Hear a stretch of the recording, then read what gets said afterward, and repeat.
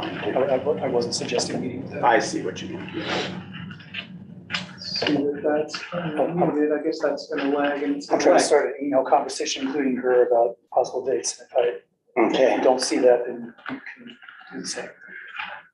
All right, it's 2:04 p.m. today on October 26, 2023. I will go ahead and call to order this meeting of the Grand County Budget Advisory Board. Those here present as members of the board are Treasurer Chris Kaufman, myself, Clerk Auditor Wojtek, with Associate Commission Administrator Quinn Hall, Personnel Services Director Renee Baker, and Commissioners Kevin Walker and Bill Winfield. And we'll move right along and start our agenda.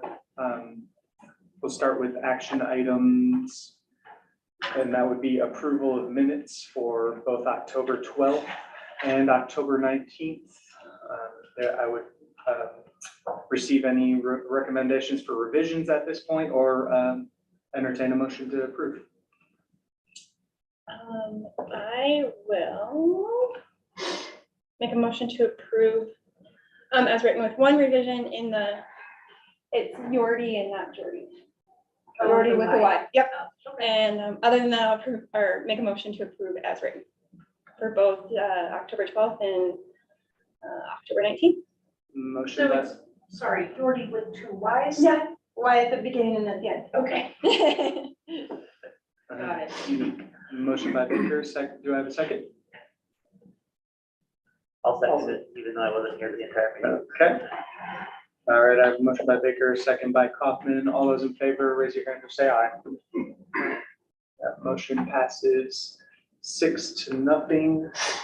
Board member, I'll just announce board member Shaylee Bryant isn't in. I hope that she'll be able to join our meeting at some point today. So moving right along to presentations and discussion, I want to touch on a number of general fund expense categories that we haven't touched on yet through these meetings. So it's important that we get through, that we present as many of these so we avoid any questions or confusion about what is in, especially this general fund budget. And we'll start with, that starts with 4126, and that's the public defender. Overall 2024 initial budget request of $363,200, up from $329 that had been approved in 23. And we can see that some cost overruns this year. Of course, we're statutorily obligated to provide public defense services, and it can be definitely pretty hard to predict what cases come up. But there are some new items associated with this budget and that I think are going to bring a lot of stability and potentially more funding support from the Indigent Defense Council for the public defender side of the budget.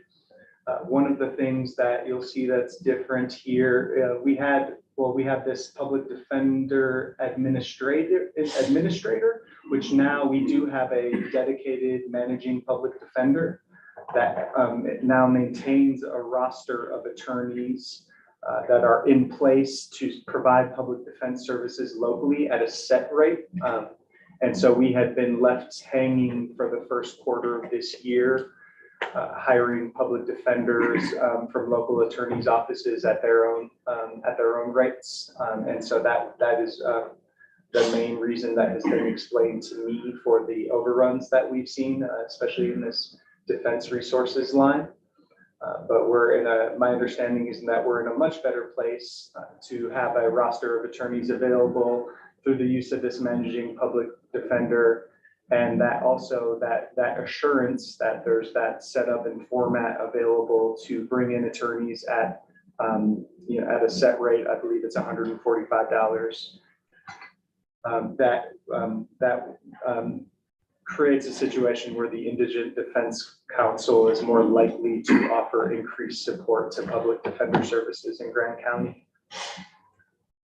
So as we can see here, I gave an overview of what the bottom line request is. It looks like there's some shuffling around from the line of defense resources and reserves into conflict contract, which is when the main public defender is conflicted out of a case, which is fairly often. And that's when these, this roster of backup public defenders are drawn from at a rate that is, will help us control costs. So it looks like that's the only change. All the It other looks like- numbers are. It does look like basically the only change. Are there any questions? I'm not, I think, Mallory has been really on top of this and putting a lot of work in to get this straightened out. Are there any questions So it regarding? looks like there's what, 34,000 there? Is there any way to blow it up a little bit at all, Gabe, or are we stuck here? Sorry about that. Oh, it's borderline, so, There we go. thank you. There we go, yeah.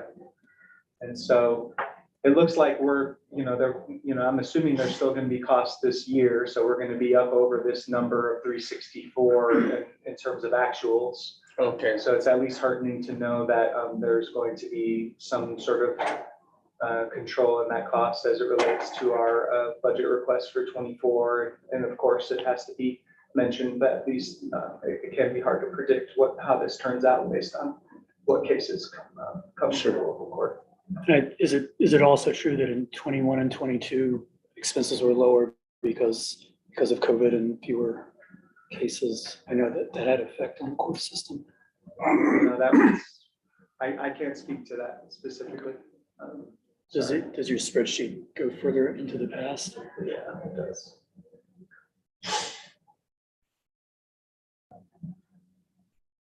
So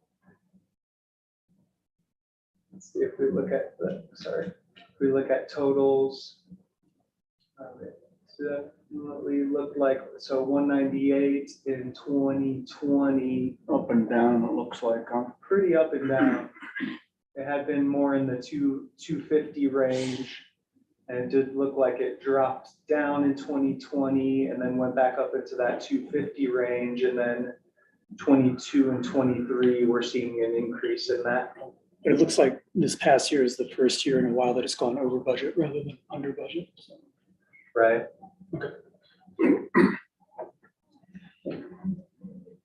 Okay, any other questions regarding the public defender? Thank you all. Move on to surveyor.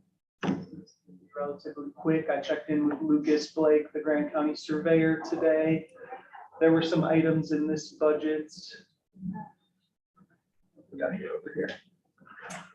There have been, zoom in, there have been some items added to the budget and improved in this budget as it relates to travel, rent, and miscellaneous supplies. I spoke with Lucas today and he was able to explain that there was money budgeted in here for a cabinet in the recorder's office for some map. But we have that money accounted for in the recorder's office budget.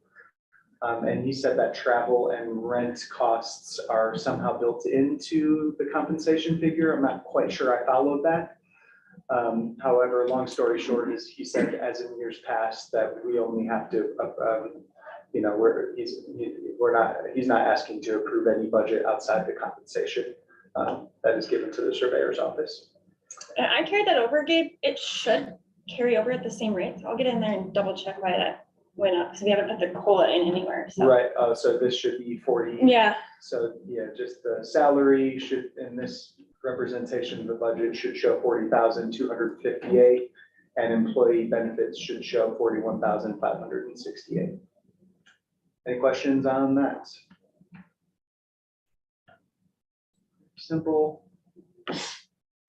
Moving on to non-department, that's 4150. Zoom in here.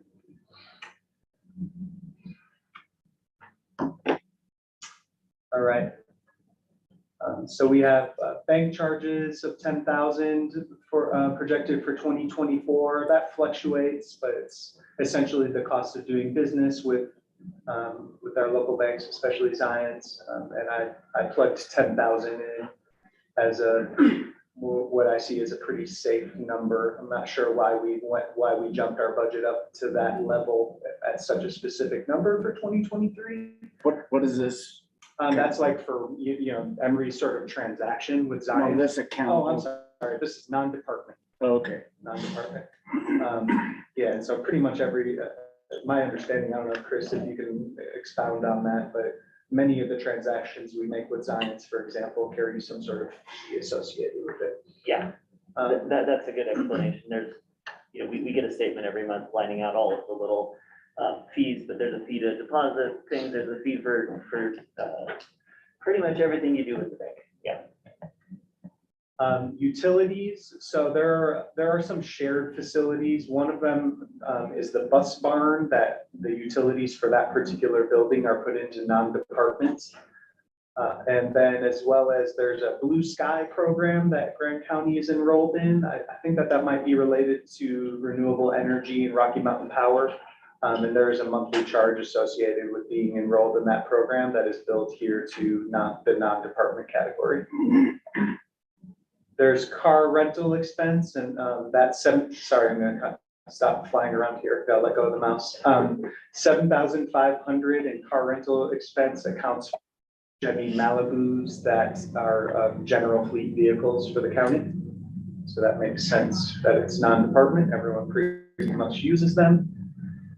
60,000 is the amount that I'm just carrying over into 2024 that had been approved in 2023, and that is to pay for Peter Schofield, the attorney that we hire for centrally assessed litigation. Actually, we can, this screen, we can maybe see what the budgeted amount had been. There was 61,000 in 2020.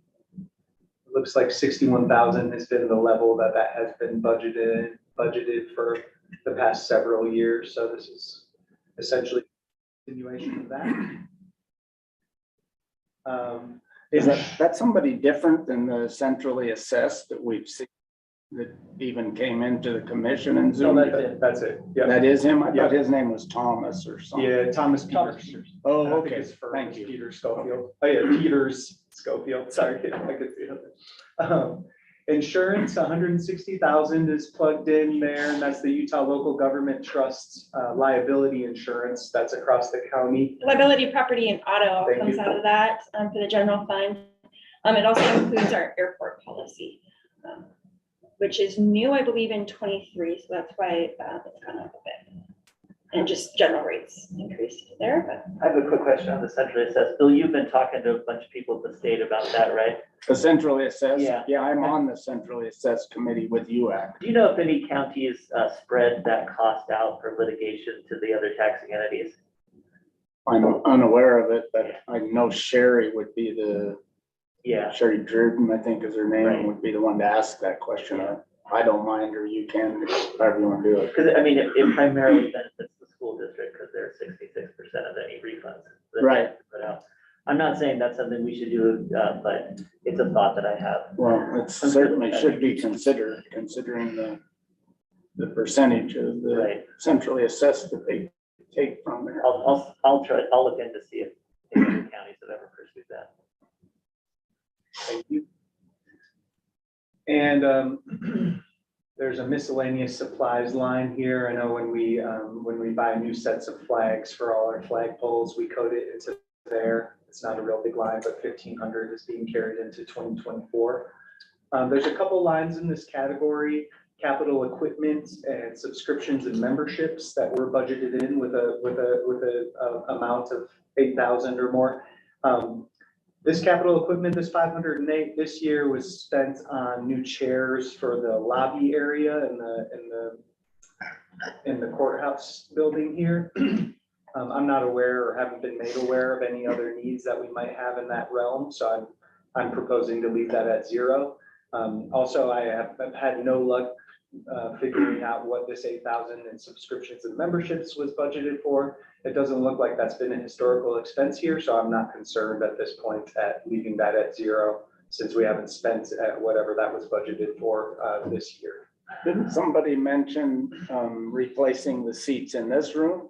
I mean, would that be reason to leave that other number, some money in there? yeah, it worked into the commission. It might be part of the commission budget. We have that. Oh, okay, I just heard some mention of replacing these. I don't know. Yeah, no, I think you're right. There are plans. Thanks for bringing that up, Bill. Any questions on this non-department category? Move on to audit. This is one single line. This is our contract through the contracted work that we get from Larson and Company for the external audits. And I'm carrying over 54,000 as a request for 2024 as a reflection of actual costs this year.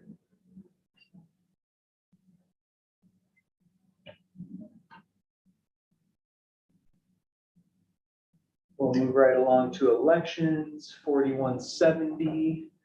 We have a big year coming up, as everyone knows, in 2024. Actually, Gabe, before you go to Please, elections, please. how often do you review that? That's the external audit contract? Like when did we switch to Larson and when would we be due to, put another Yeah. RFP up? Yeah, that's a good question. I think that we I think it was for 3 years. That's I what would was gonna wonder say. also about where the decision was made to switch to Larson. Mhm. And then given light of I know that Larson has made light of some of these mistakes that we've dealt with in the past, if we don't need to look at this again, but I'd be curious why we switched from the previous, were there mistakes, and then we went with Larson? What was the driving?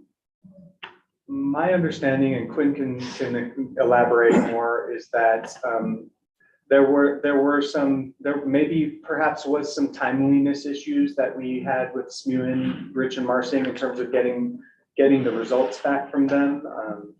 But I think also it might be recommended in general. We had them as the external auditor for many, many years and probably a lot longer than would be considered best practice. I think the idea is you're supposed to change it at a certain interval just to Yeah. get fresh eyes on the books. Well, and I'm wondering if that's not prudent to consider now then, so. Mhm. I don't know what that best practices time frame is, but I do. I'm not trying to throw anybody under the bus, but clearly we. I do think that when we trying to remember the RFP process, but I think the Larson contract is for 3 years. And that was 3 years starting when? What's that? Starting when?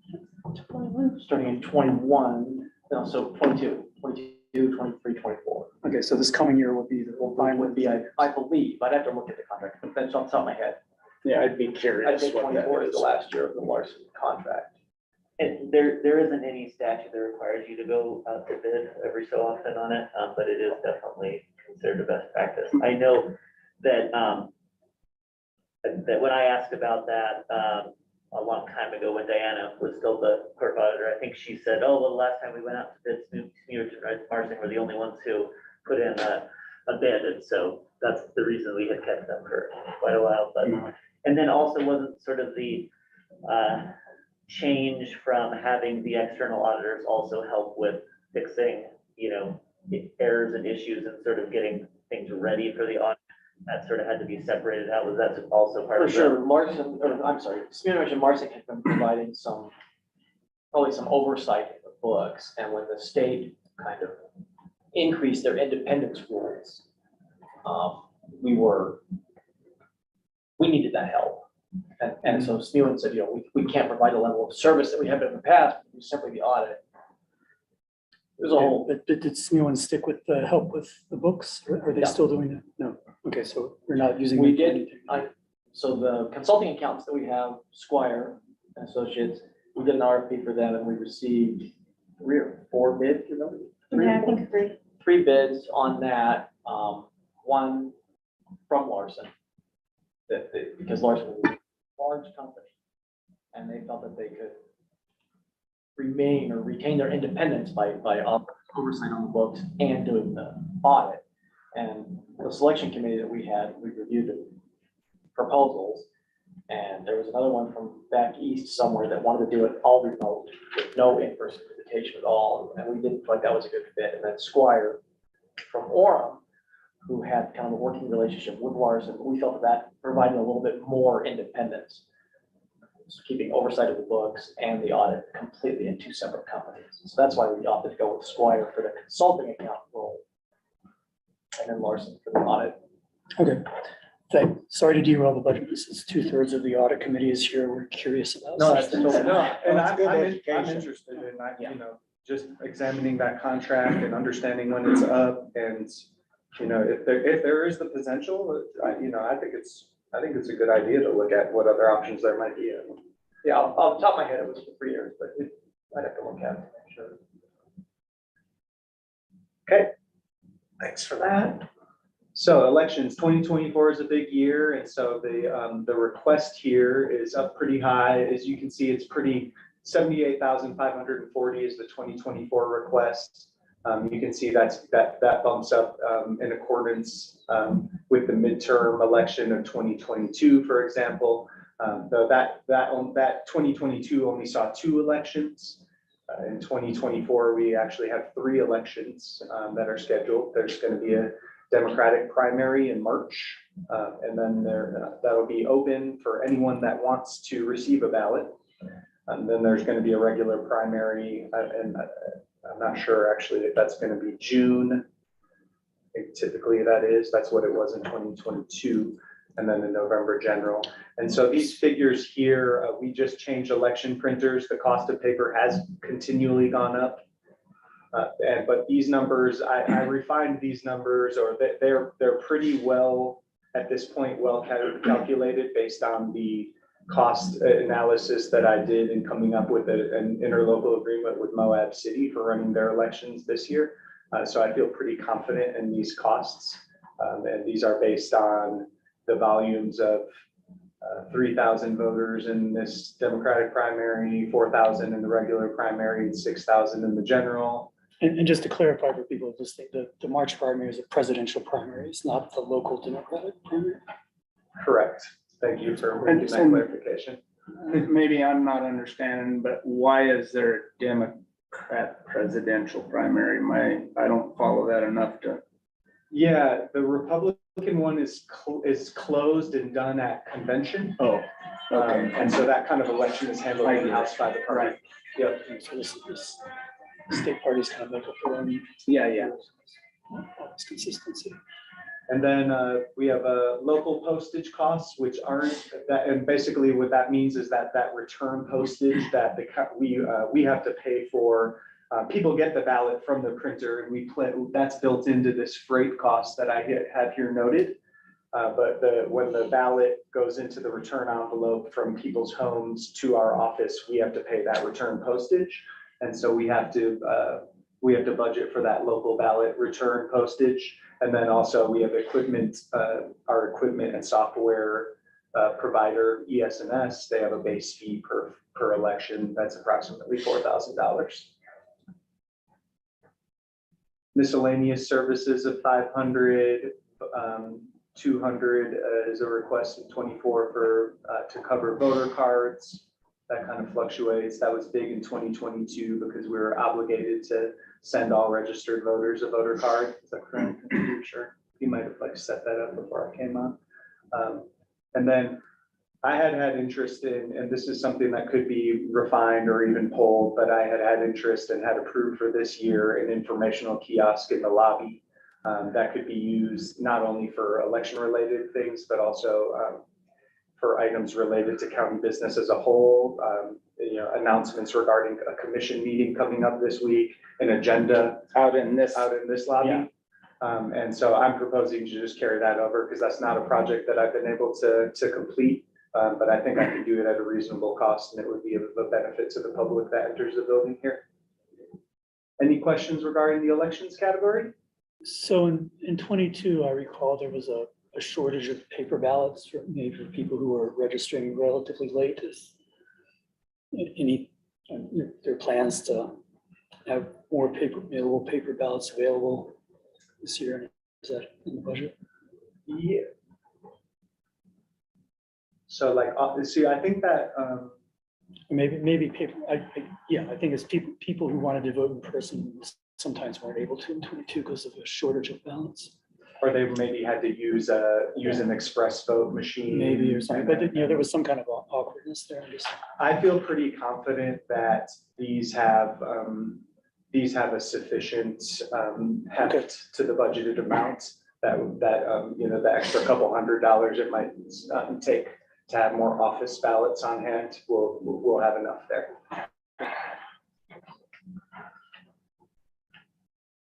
And then I'm sure that's something that we'll be examining and refining as we finish this general election here coming right up. All right, I'm gonna move here to 4222, and that is titled Fire Control. This one here is our support for the Wildland Fire Program. And I have worked with Rudy Sandoval as the Southeast Area Fire Management Officer, some of y'all might know. And it was pretty late in October when we had gotten this request in last year as far as what this contribution would be. I know that there's been some recent legislation passed that serves to control what this ultimate cost is. But I haven't unfortunately yet received an exact breakdown as it appears here from the 2023 budget. But in the interest of sort of trying to paint a picture of the budget as a whole, I entered in 50,000 as a placeholder. And I expect to hear from Rudy and get these numbers broken out. And actually that has to go to the commission for approval on its own before it's even entered into the budget. But this is not ideal, but that's where we're at right now. It's my understanding, and I could be wrong, but that eventually the state is trying to take over that cost completely. And I don't know if that's legislation or driven or what it is, but Rudy definitely, and he and I have spoke to that multiple times, and it could be that I just don't have the right understanding yet, but I know there's work being done on that. Right, and I remember when we sat down last year, he had mentioned specifically that for the warden's salary, that the hope was that the state would take on, and maybe or hopefully it would even be more than that. But that, yeah, I think you're right though. but I'm fairly confident that we are not set to see some sort of unusual spike in this category. And I think 50,000 feels quite safe in terms of how this is sort of bumped up recently. Animal control is its own little category. We pay the city. We partner with the city on this. Let me zoom in before I get started. We partnered with the city and we budget 15,000 to assist with utilities and animal control services. And there must be an ILA. I have to admit on this particular line, I didn't get around to digging in deeper into where the agreement is and what this should actually read. And so I know, like I carried this note over. I don't know if anyone else could speak to it. You might be familiar. Do you think the city charges us per animal in a cost sharing agreement where we, like, per animal that they take in and take to the Humane Society, we pay for a cost of that?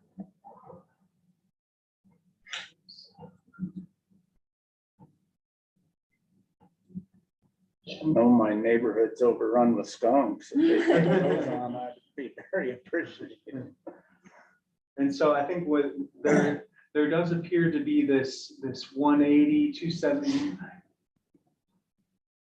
There's two, it looks like there's almost two categories of expenses, or there's something that is like is $90 cost. Maybe it's some sort of Like 90. animal capture Yeah, response. The city bills us $90. yeah. You just didn't share your screen. Yeah, that's true. I haven't. Thanks, Alicia. I'm gonna go ahead and share my screen. Wonderful. All right. And then there's this more of a lump sum, very specific amount. Maybe tied to the utilities part of it. That could be tied to the utility part of it. I'm not quite sure. This isn't a lot of money, but in a recent conversation with the city, I think they mentioned that maybe they weren't receiving as much as they were underbilling us for animal control. So Perhaps we should be satisfied with this amount budgeted. well, I'm just saying maybe next year, maybe it'll be higher if they get their act together to ask us for more money. Okay. And then there's a contribution made to the Moab Area Humane Society of $12,000, and that's been carried over. That's mainly, I think, to account for their contribution to spay and neuter services in particular. Any questions there regarding that category? I would understand if there are definitely questions regarding that 15,000, but I went ahead and carried that over from the 23 approved. Okay, I'll go down to public health, that's 4310. And then here, and these are amounts that incrementally increase, and they are contributions made to both the Southeastern Utah Health Department as well as Four Corners Behavioral Health, and sort of the agreements they have with all neighboring counties. And this is basically the splits based on population between Carbon and Emery and San Juan. I think San Juan might be involved in one of them and not the other. But as you can see, it's a fairly consistent little increase. But we did receive formal requests from both of those agencies that reflect that in the 2024 request. That's 102,255 for the health department and 91,843 for Four Corners Mental Health. Any questions there? Okay, down to 4561. That is museum. I went ahead and I reanalyzed what this utility payment is, because I see that we budgeted 5,523 and we have some winter gas bills coming up, and it looks like we're gonna go over it. And looking at what we had budgeted previously, we've always gone over, and I don't want to see that happen. So I just did a quick little analysis and average that I think will actually cover what the utility costs are. And then there was a request received from the Museum of Moab of 114,525, which reflects a 2% increase from the budget approved in 2023. And what does that cover? What is that, 114? Operations, I believe. Yeah, I think it's the county's contribution to museum operations, is my understanding. So they have their own separate budgeting process then? I mean, what kind of entity is the museum?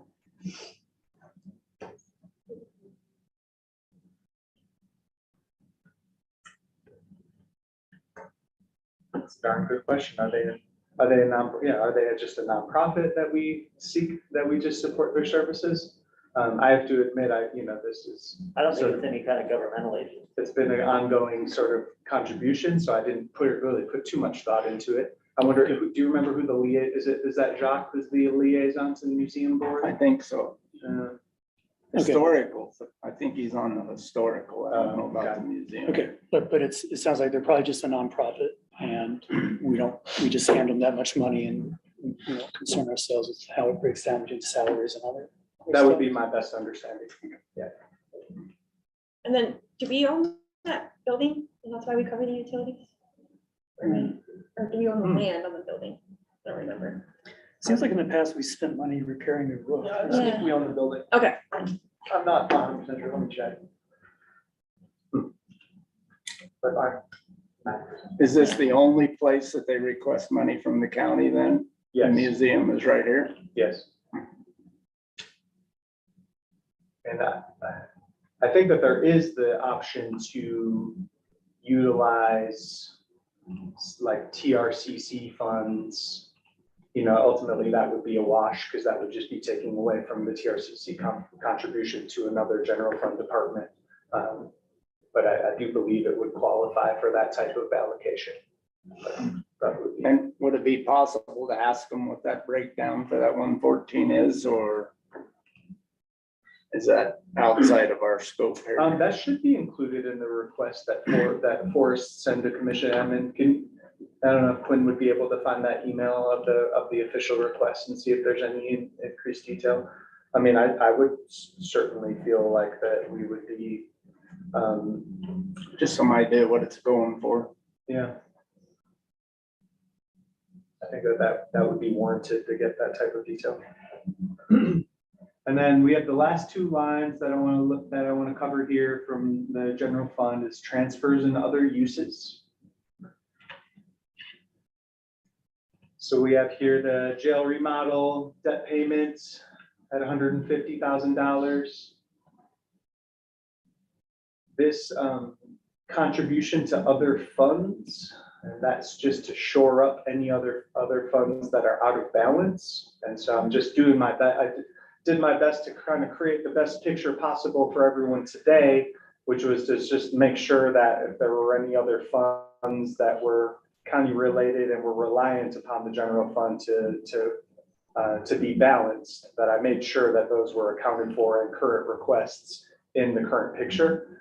And so one of those items that I found this morning that which is significant, is 181,515, which is the transfer that would be needed to make from the general fund balance to active trails and transportation to balance that fund.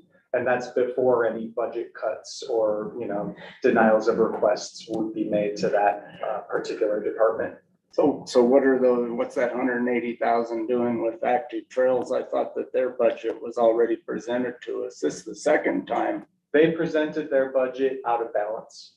And I remember it was pretty well understood. And then I didn't totally understand, but it felt like they were taking money out of economic development money, and now they're taking some here as well. I mean, it seems like we need to have that broke out, what's in the same budget meeting, so we know what that money is being used. Well, I'm not sure if it's necessarily taken out of economic development as much as economic development is where all those tax revenues are received, and the commission has allocated from those funds to be distributed to another fund. But putting it in, I guess I have a similar confusion, because I thought when we were looking at the economic development budget, there was a line, TRT, recreation, et cetera, money going to, and I thought that was going to make up the gap in their budget. I remember we asked Maddie in the meeting if like the proposed TRT allocations would cover the budget, and she said no. I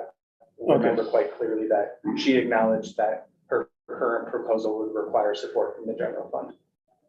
I remember that also, but I didn't remember, or I didn't understand the pulling from the EDD, and I do realize that money all goes in there, but I think that caught Ben by surprise as well when we were in here. And so for his budget.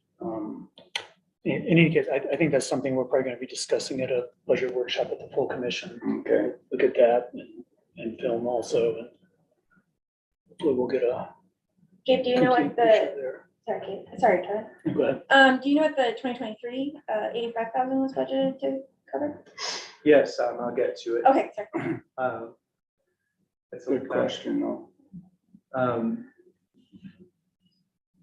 So, and I'm not sure to what degree there has been an amount budgeted in here as a sort of cushion in case there was another fund that fell behind unexpectedly. If that's something that happened, I don't know. I'm assuming that would just be accounted for an amendment, not during this process. So that's probably false. 200,000 is a contribution to B roads. So that's to Fund 21. And that's because we went over that with Bill Jackson. Some of those taxes received from B road allocations can't be used for some of the general operation aspects of the road department. There's kind of a local buy-in that is required that isn't covered by those tax funds. I thought it was more that there was some additional sales taxes approved by the state, but they didn't want it to just, displace existing general fund contributions. And so this is sort of what we have been contributing before, that we're obligated to do this so that they're. So they got an extra, there was like an extra 200,000 or so allocated to roads on the condition that we also matched it or in a way. Something like that. So I could be wrong, but I think this is spent on it's not spent on things that aren't eligible for other B road funds. It's just, we have, the state generously funds B road funds, but they don't want counties to use that as an excuse to scale back their contributions or something there. And so there's some kind of floor of 200,000 that we have to kick in, whether or not we think the other funds are sufficient. We have a contribution to the Family Support Center, and I'm not sure why this isn't in the contribution to other agencies category, and it's in transfers instead, because the CJC, which also, requires some of our contribution from the general fund to be balanced, is in that category, but that's neither here nor there. And that number is quite elevated. 178,646 is what the Family Support Center needs for their fund to be balanced in accordance with the proposed expenses they have and the grant revenues that are used to support that fund. And then there's terminal and runway debt payments that I have at 69,975, and that's a transfer to Fund 56 to make the debt payments on those projects or on those completed projects. And what I had seen is that this contribution to other funds, this you can see right here, this actual that's the number I carried over, because this actual here was constituted the debt payment to Fund 56. So for some reason it was coded to this line. I'm coding it to a line that's actually titled for that purpose. And I assume 85 was added in to account for that debt payment. It's a little bit of a tangle. And then why 161 was budgeted in here and hasn't been paid out.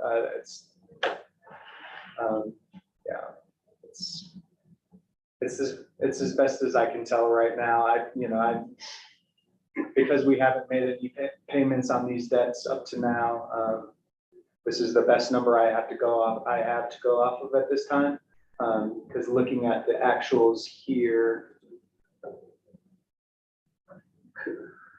I'm seeing it. Let's see. That's a CIB loan, is it not, for that airport debt?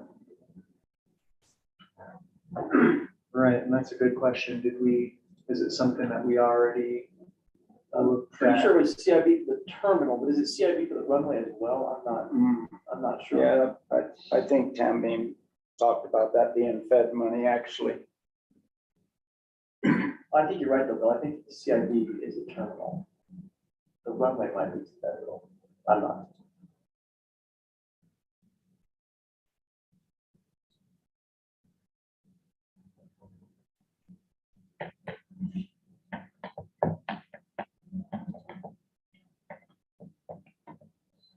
Do the feds give out loans? I thought they always just give grants. Well, yeah. But then So the debt service is, we have to. Yeah, it almost makes it a CIB, but I'm not sure. I just want to see where it's accounted for here. If it is, and we've already, so terminal and runway is shown as revenue. But that's where, Which was under the building authority. that doesn't add, that's 71,775. And so the airport. It looks like there's some real work to do here, figuring this out. Maybe it's almost a double. It does look like there might be a double in somewhere. Yeah. It's just hard. I wish it was easier to interpret what's been going on as far as like we don't have actuals this year, and the actuals from previous years don't really have a lot of consistency. When you would think that a debt payment would show, the actuals from previous years versus what's been budgeted. There's just really not a lot of rhyme or reason here. All right, well, I have to figure out, I guess the best place to start would be to find the documents related exactly to these projects and their associated debt payments, and deriving where exactly those are funded and making sure they're accounted for in this transfers and other uses, so that we can have the most accurate picture here. Because it does appear that this might not be where we need it to be. so, so there's a line to contributions to capital projects. Can you go back can you look at earlier years on that? Contributions to capital projects, yep. So it'd be this line, right? Okay, so it looks like it was, Sorry. so relatively small until 2021. Yeah. Yeah, it had been 129,000 in 2020, 3.8 million in 2021, 2.4 million in 2022. And we budgeted 5.8 to be put into capital projects in 2023. And so my understanding, I mean, I think you guys, your memory is as good as mine, but I think that's mostly just sort of federal stimulus and COVID money that we, that was very generous and we got it and we couldn't figure out how to spend it in the very short term, so we just stuck it in the capital. And I just think when we're discussing at the commission workshops, the overall picture of the budget, we should keep in mind that. That's where some of that came from. Yeah, I think we're basically sort of using the capital projects as a piggy bank. It's not like we have specific plans for exactly those amounts. So in some sense, that's like, we've got a very large cash reserve. And is it possible some of those LACTA funds went in there or?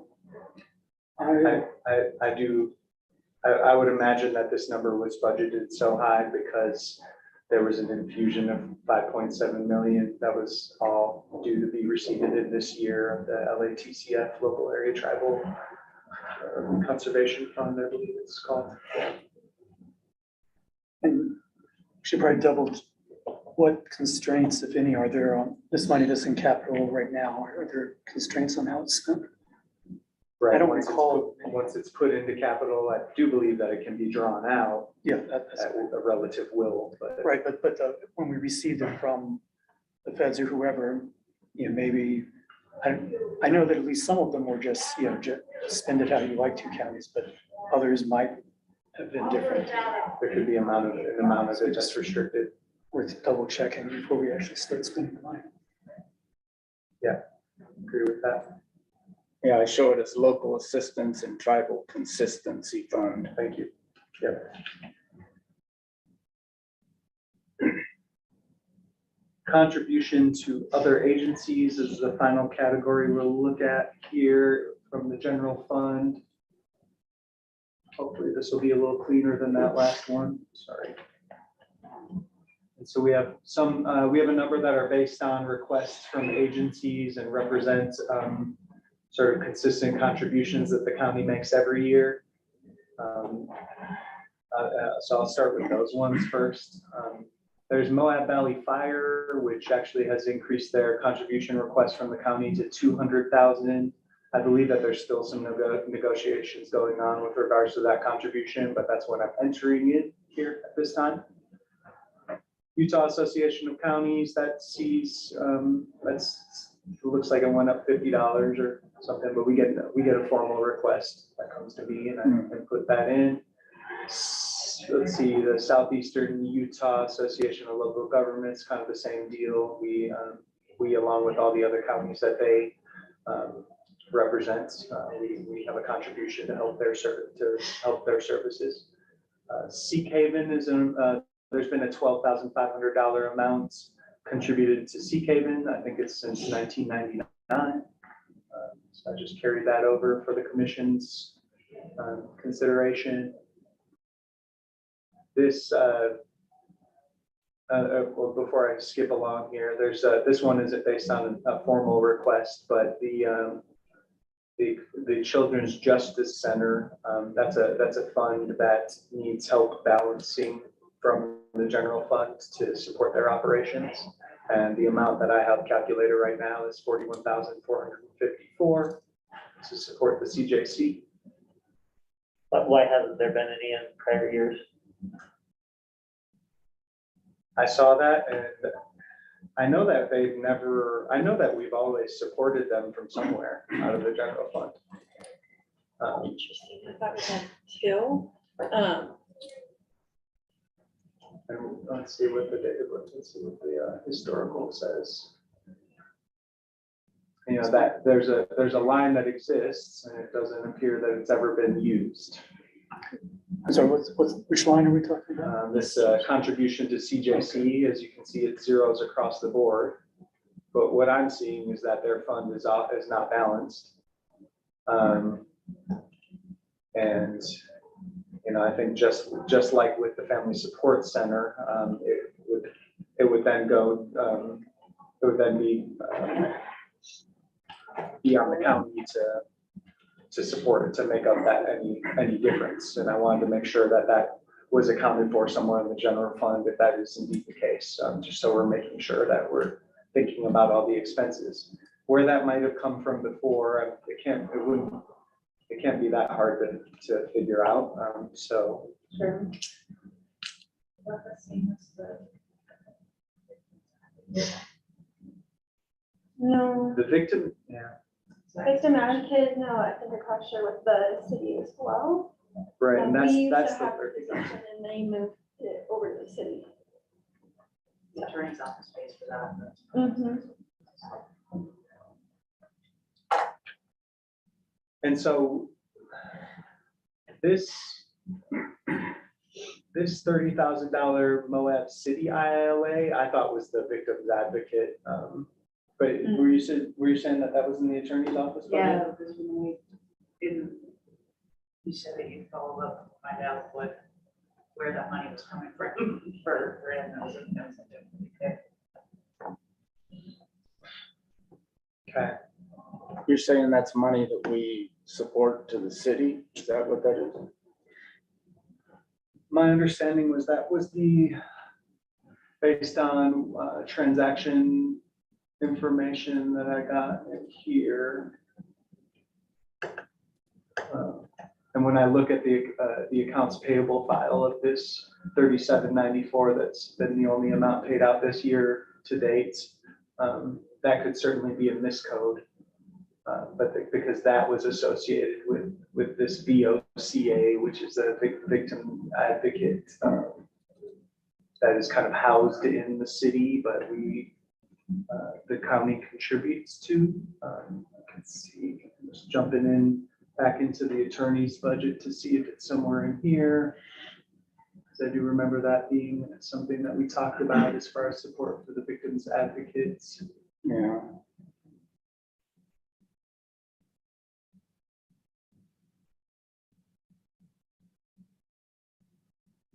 Don't see it accounted for in here. It's the bottom line, 20,000.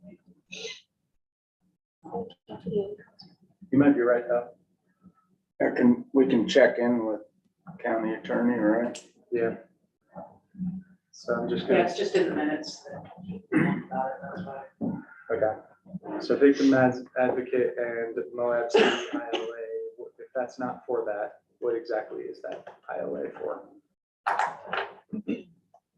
I know we have a separate one that is 30,000, I believe, that goes to support trails in the city. But I thought that was kept to that fund, was my understanding. But it could be run through the general fund, certainly.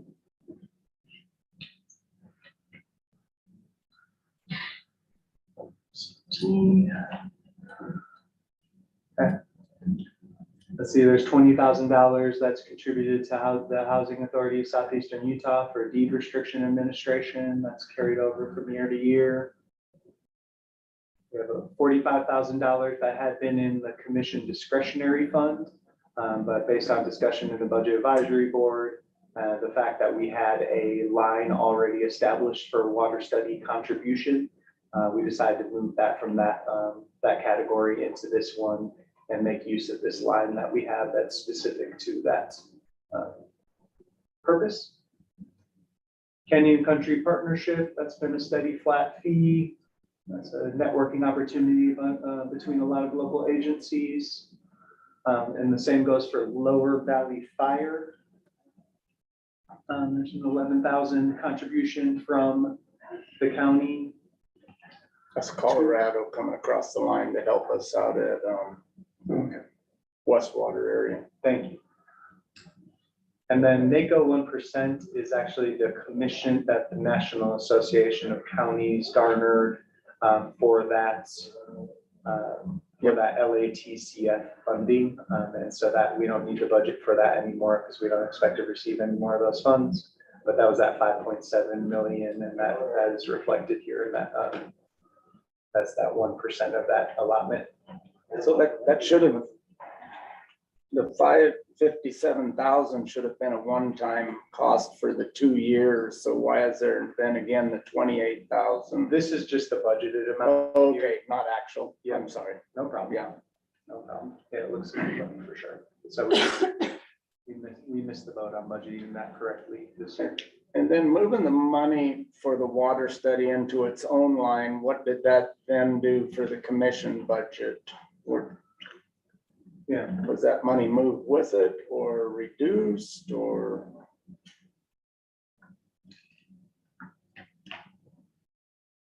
So right now there's 25K in what's considered pure discretionary, 25K for EV charging station grant match, making 50, plus 10K for homeless services is 60, and then 3K for dark sky compliance at 63. So it looks like we did definitely move that out, and I do remember that was up close to 100,000 or so Okay, at the initial presentation. yeah, thank you. What this adds up to 63. And what is I guess we're getting out of. That's okay. The 25K for EV charging grant match, have we heard something on that? Because they came before us asking for that. That was, Jordan Garn, I believe, in emails and everything that was going back and forth. There's a match on that grant. Do you know which particular commission requested that inclusion? I recall the grant match was going to be the property locations of those. I was on that originally at UAC, so that Mhm. we don't have to discuss that It now, might but be a different grant. or something. yeah, it could be something else, but And I do have that particular item. I have a spreadsheet for new large expense requests for 2024, and I do have that on there. So I'm confident that's going to be included in a yeah. commission conversation. Shaylee? Were we able to get an answer on the money going to the homeless services, if they're gonna put that out to other nonprofits? Or if it's just, Let's see, how would we, Quinn, do you have any suggestions on how we would proceed on, is there a particular commissioner that has lobbied to have that money included in that part of the budget? And Not perhaps, off the top of my head, I remember some vague conversations, but well, it's just, it's been allotted to Multicultural Center only, whereas I feel like there are other nonprofits that help with similar areas. And so why only the Multicultural Center? Like, should they put proposals in to be able to get some of that grant money, or? Sure, that's. and I'm not 100% sure how this works with that. what can we do Yeah. moving forward to open up that discussion with the commission? Is that something that I can rely on your office to? Sorry, Quinn, sorry. Sorry, Quinn, but yeah, just what is that and who's overseeing that? Where is that money going? In the past, it's been in there for years, and it has just, historically, there was a commissioner that this was really important to them. It got given to the Multicultural Center, and it's stayed in here since. But just wondering, like, Yeah, in theory, Yeah, I think- if I that's do grant recall money coming some- from. Some recent discussions at the commission about, contributions to nonprofits in general, and this came up in the I think, someone that we hadn't been giving money and was a little bit, less associated with county business, was asking for something, and I think the consensus is that we, in general, we don't contribute to nonprofits unless they're somehow helping out with, county responsibilities. So like, animal shelter things, comes there and helps with that.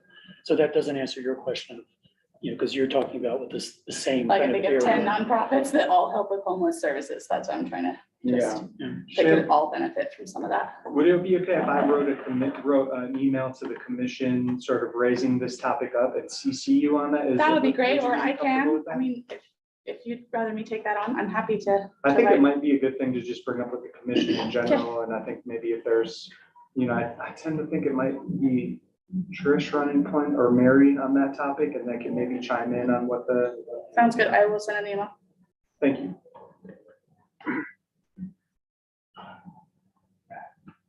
What are the other nonprofits that work on that?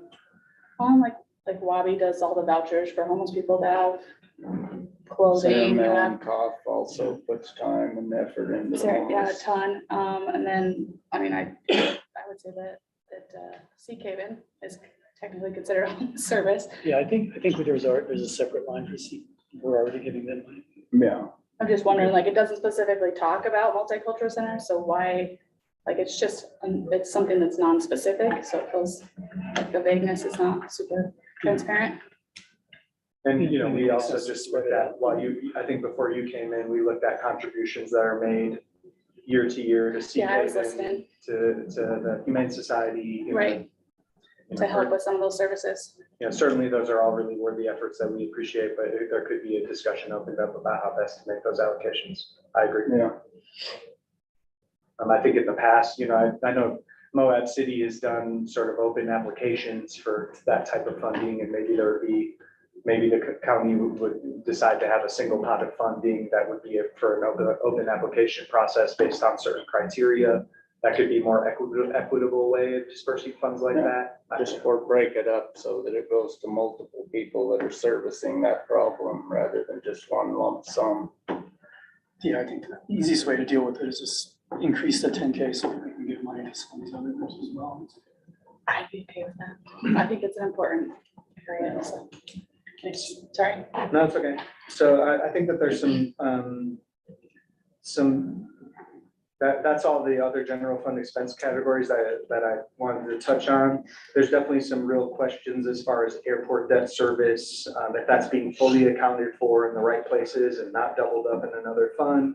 The Children's Justice Center contribution, where that had been coming from in the past, and sort of untangling that and figuring out if it's, I mean, I think it would have to come from the general fund. I'm really surprised that that line is zeroed like that.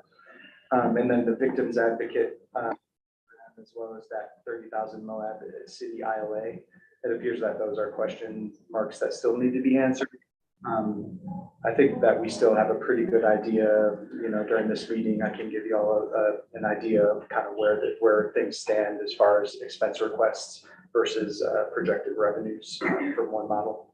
But I wanted to just summarize those things that we ran into here that I still need to do work on.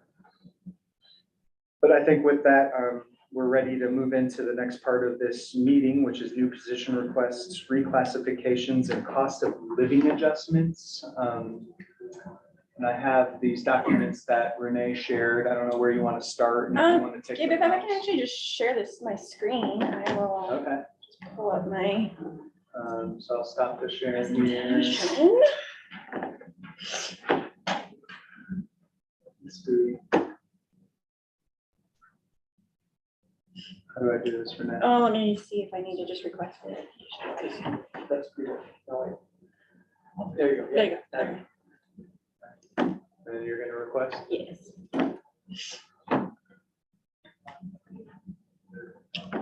Thanks for coming, Shaylee. Sorry, I was running behind. You're totally fine. That looks like it worked, no? Yeah. You are viewing Renee Baker's screen. Woohoo. Okay. I'm gonna try and get it in present mode though, so you don't have to see all the Canvas stuff.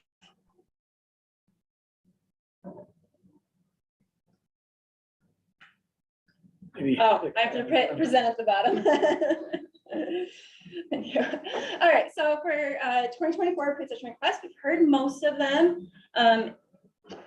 In the department's budget request, I just wanted to give a chance to see them all combined, but also explain a few other things regarding why or how we come up, or my department comes up with compensation figures.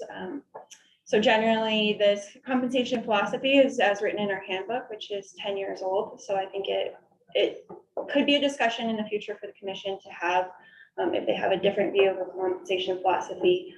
There's some other policies regarding like when we do salary surveys and things like that, that I think we could all talk about in a workshop as well.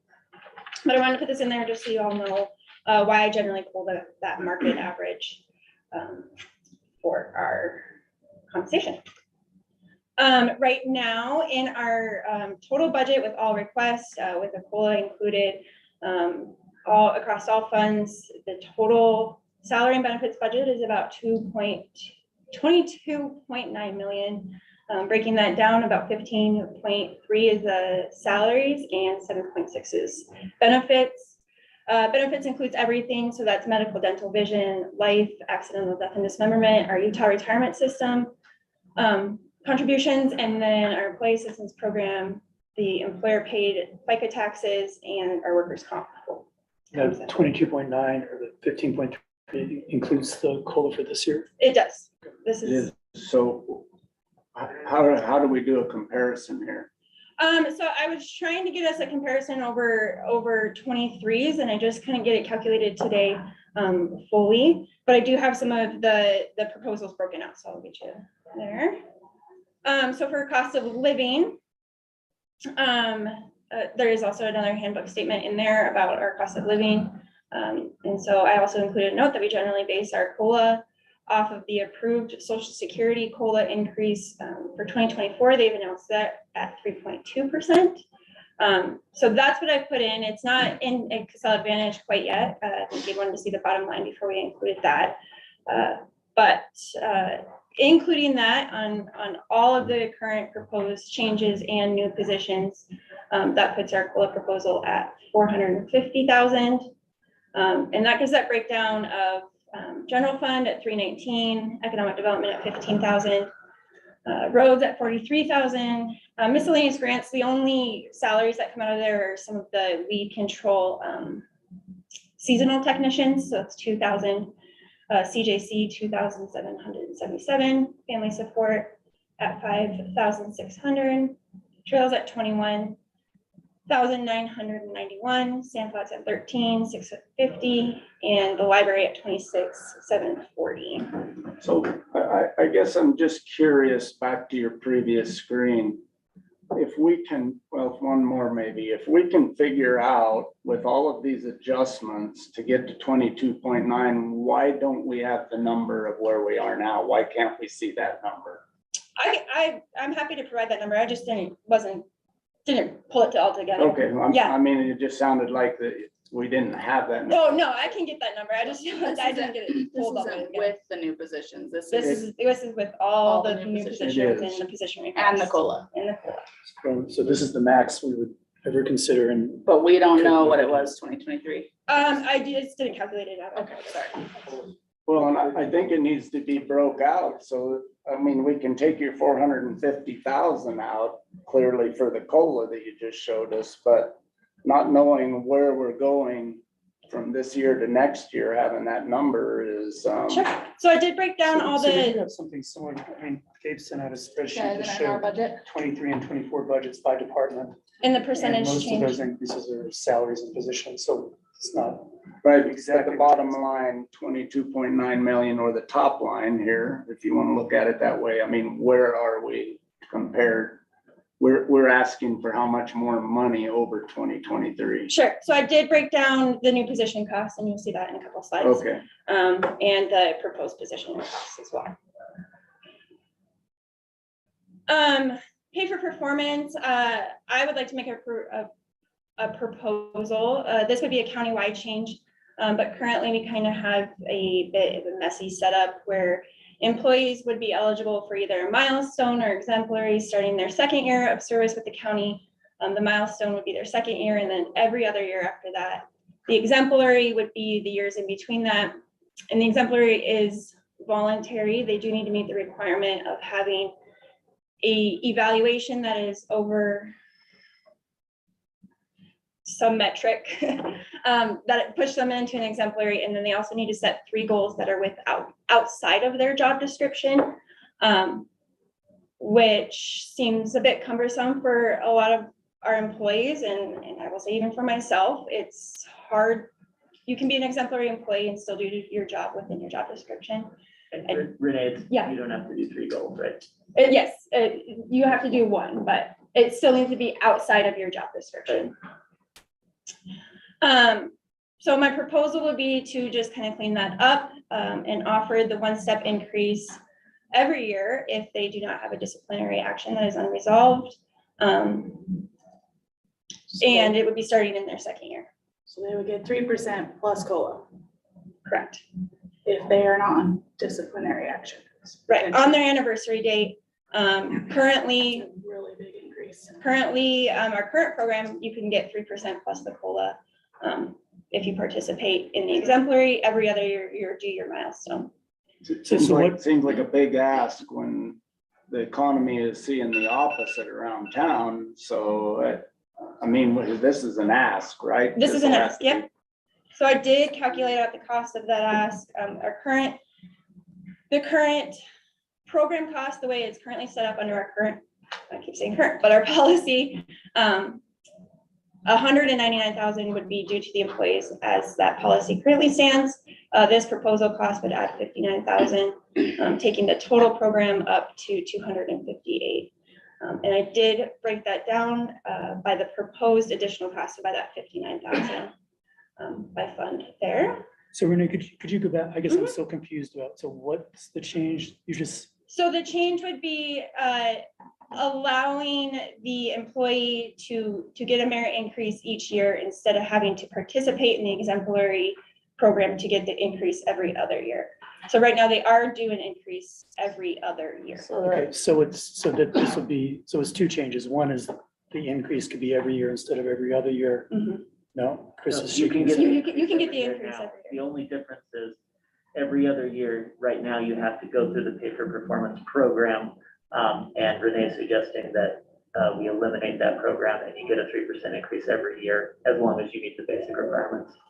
Okay, so right now, it's every second year, there's kind of an easier increase one can get, and then like on the even years and the odd years, it's more difficult.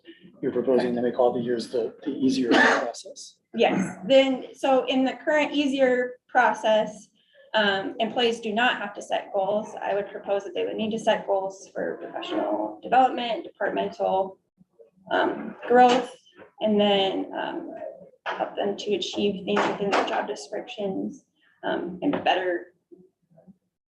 So to play devil's advocate, from an employer standpoint, most of the time they either do a COLA or they'll do a performance. And we're currently, it sounds like, already doing both. Mhm.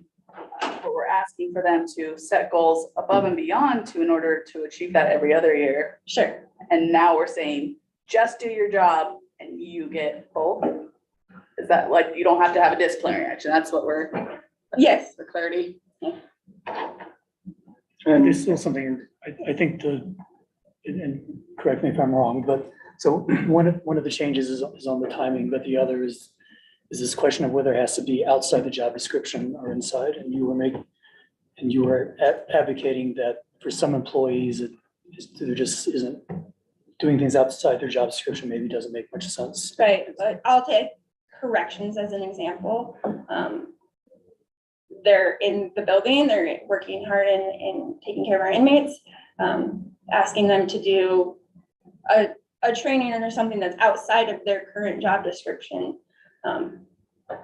kind of disqualifies them from the program because they just Yeah, it makes it don't less fair. have the resource to do that.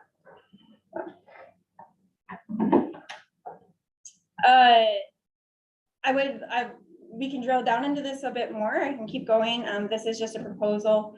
And like I said, that proposal cost would add the 60,000 broken down there. And that's making assumptions about how many people apply for this and receive it? Or Yep, so I have in that current budgeted program cost, I've already calculated those who participate or also do their milestone in 2024, and that's how I came up with the 200,000. The proposal cost would be those who would be added on that. And so right And now, they would need to do a second year, this would start in their second year of employment like it currently does. and this is separate from like the step, this is to get a step increase? Or This is to get a step increase. The Okay, so- 3% is a step increase. Okay, and is this the only way people get a step increase? It is, yep, or incoming employees under our current incoming employee. And is there the worry that if potentially a lot more people could be getting a step increase every year, that there's gonna be like crowding on the upper end of this, have too many people who've maxed out on steps and maybe, Sure, so our grade and step chart does currently max out at 15. We do have quite a few employees who are at that max. And then they would just be due the COLA if that gets approved. I do think we could see some crowding at the upper end, but average county employment is about 7 years. So people generally kind of shift out of county employment So they stop getting steps after 15 years. after 15 steps, yeah. So, And Renee, this, correct me if I'm wrong, but there was a committee that sort of. yes, so there was a committee of this that actually met in 2022, comprised of employees and department heads that looked at the structure, our current structure, and proposed this structure. and sorry, memory issue. I think I have not already asked this question. What percentage of employees are participating now and, getting the extra step increases? That's a good question. I don't have a number, I don't have a percentage off the top of my Rough head. idea? Yeah, I would say on the exemplary, maybe over 50 of our regular full-time employees.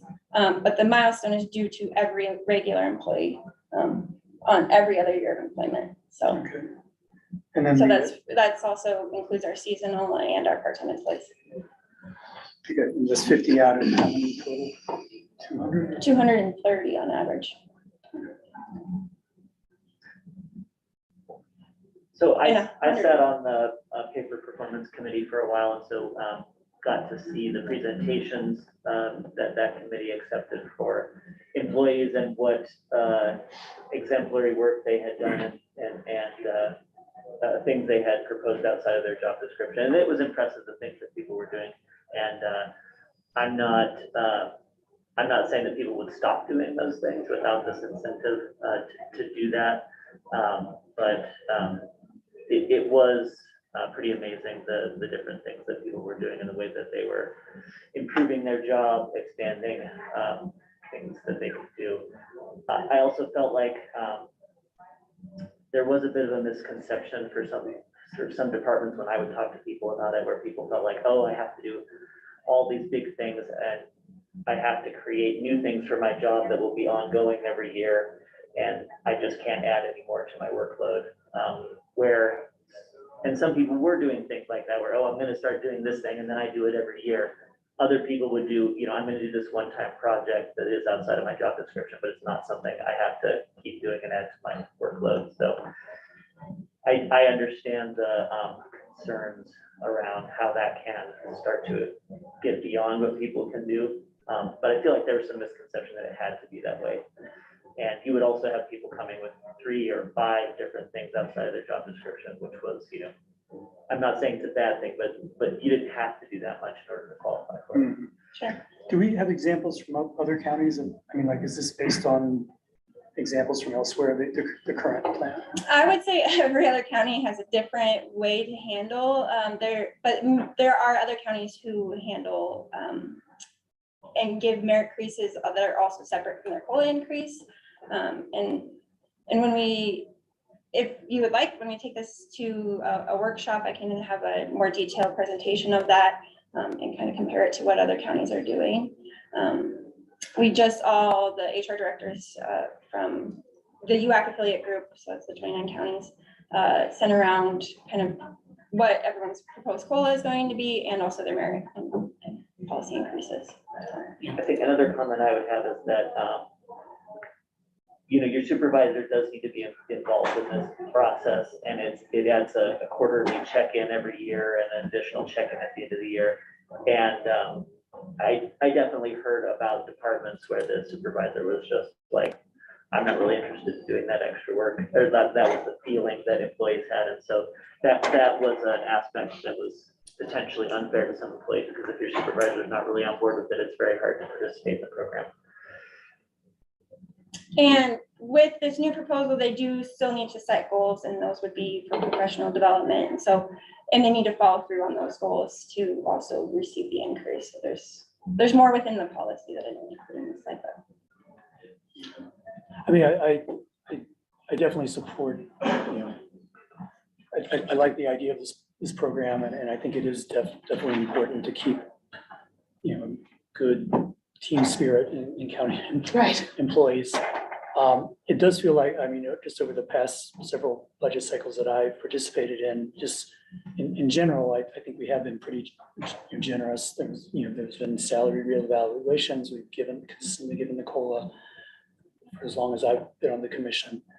And and salaries are most of our expenses. So, we have to, think about them in kind of a hard-nosed way. So I just want to make sure that this isn't,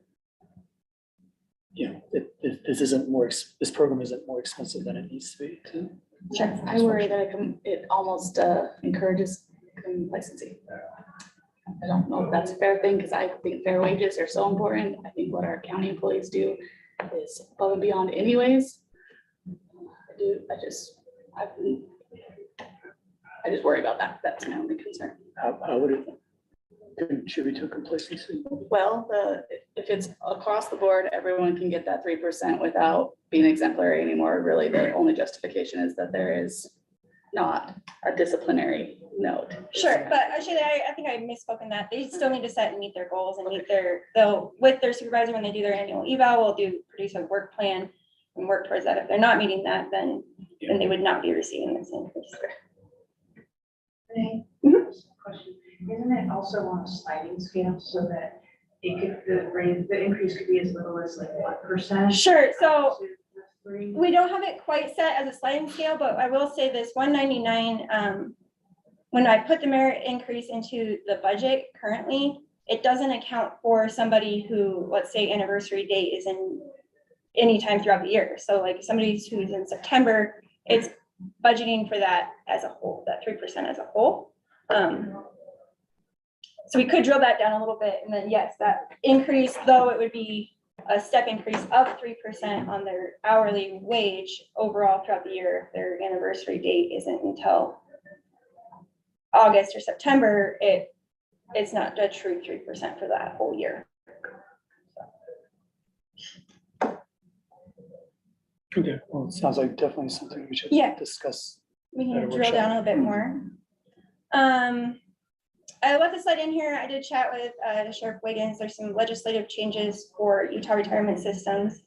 Currently, our public safety members in the tier 2 hybrid system are picking up 2.59% of their own pension contribution.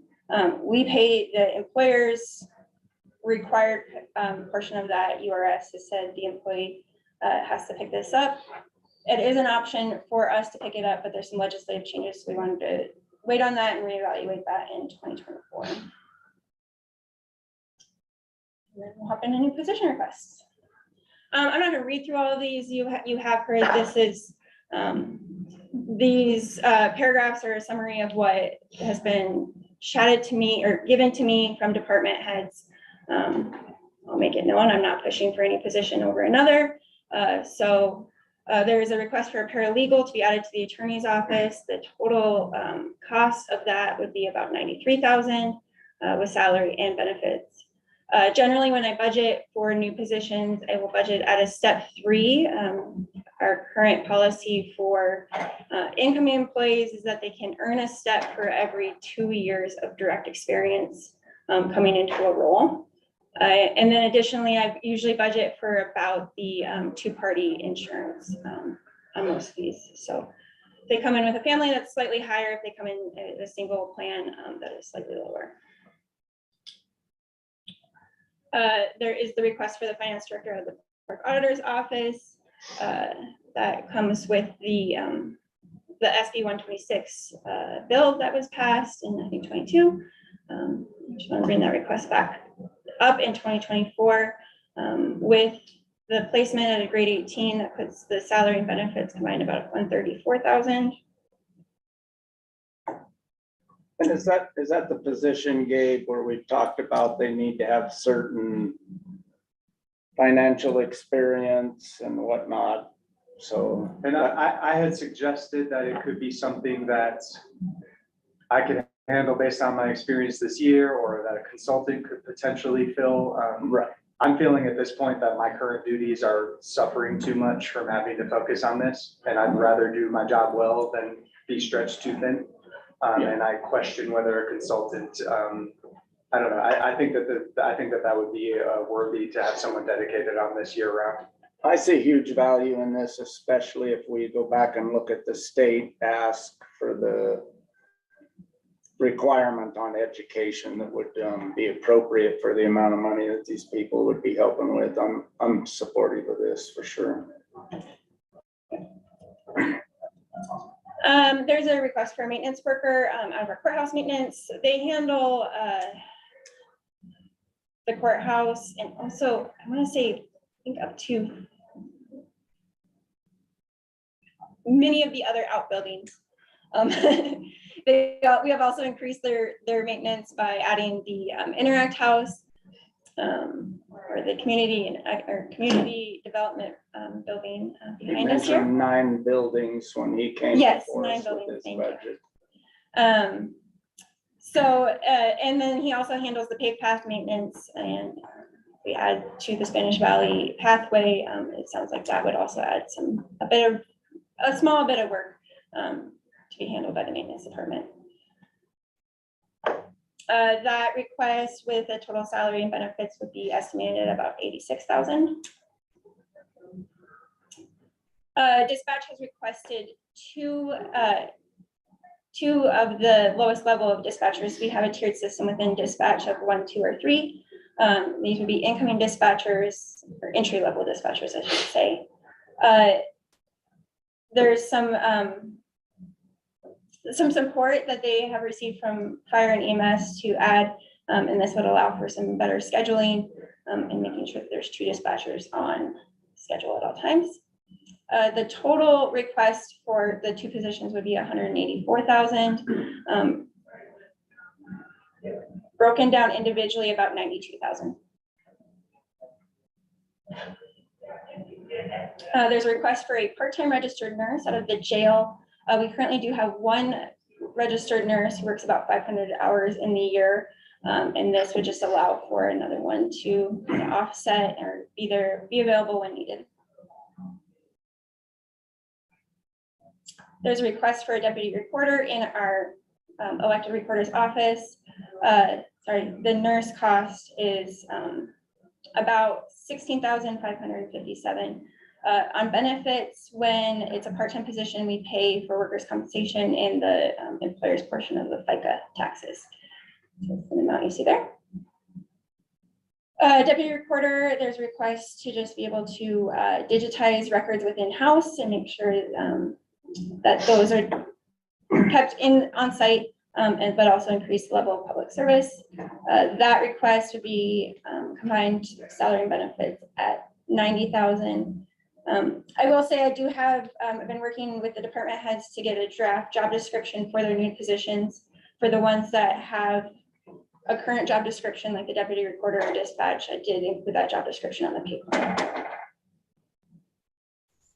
There's a request from the sheriff to have a code enforcement / evidence tech. We did have a part-time evidence tech approved for 2023, and the sheriff gave that up to make some other changes within the department, but he would like to combine that with code enforcement to handle things like VIN inspection and animal control, was something he noted, and bring back the need for the evidence tech to collect and catalog and preserve all of our evidence. Is this the code enforcement then, or that we have been, I believe even Mike applied for over here with planning and zoning, so we're gonna move it into the sheriff's This would office? not be moving it, this would be adding code enforcement, and this code enforcement would work. And Jameson's understanding is that this code enforcement would work with that code enforcer, but their focus over in planning and zoning is the land use issues, the building issues. This would be more on the sheriff's office side. So we need 2 code enforcement officers is what that's telling me. I think they're both being called code enforcement, but the codes they're enforcing are very different. Different. Okay, Actually, I think this is a good resource. yeah. This position request estimated at $99,000. There's the HB 61 came out with some school safety requirements, and Sheriff Wiggins has requested an extra patrol deputy to cover those requirements. I did budget for this one. So in law enforcement, they have a 1-for-1 on their steps, meaning that they can come in and get 1 step for every 1 year certified law enforcement experience that they do have. So I do budget a bit higher in their salaries. I think I budgeted this one at deputy 3. So it's the highest level of our deputies, and I think step 6. So the salary is estimated at 72,000, a total position request at 119. And you'll generally notice a higher benefit amount in public safety because the Utah retirement system percentage is higher on the public safety side. The weed control out of the general fund has requested an operations coordinator to help just with the administrative planning and scheduling processes, and then also just they get a lot of grant funding and kind of the management of their projects and making sure that everything's planned out. This person would also be a field tech person, so somebody who could go out into the field and full-time. This position total cost is about 83,000, salaries estimated at 50,000. And that's specifically not a grant funded position? It is specifically not a grant funded position.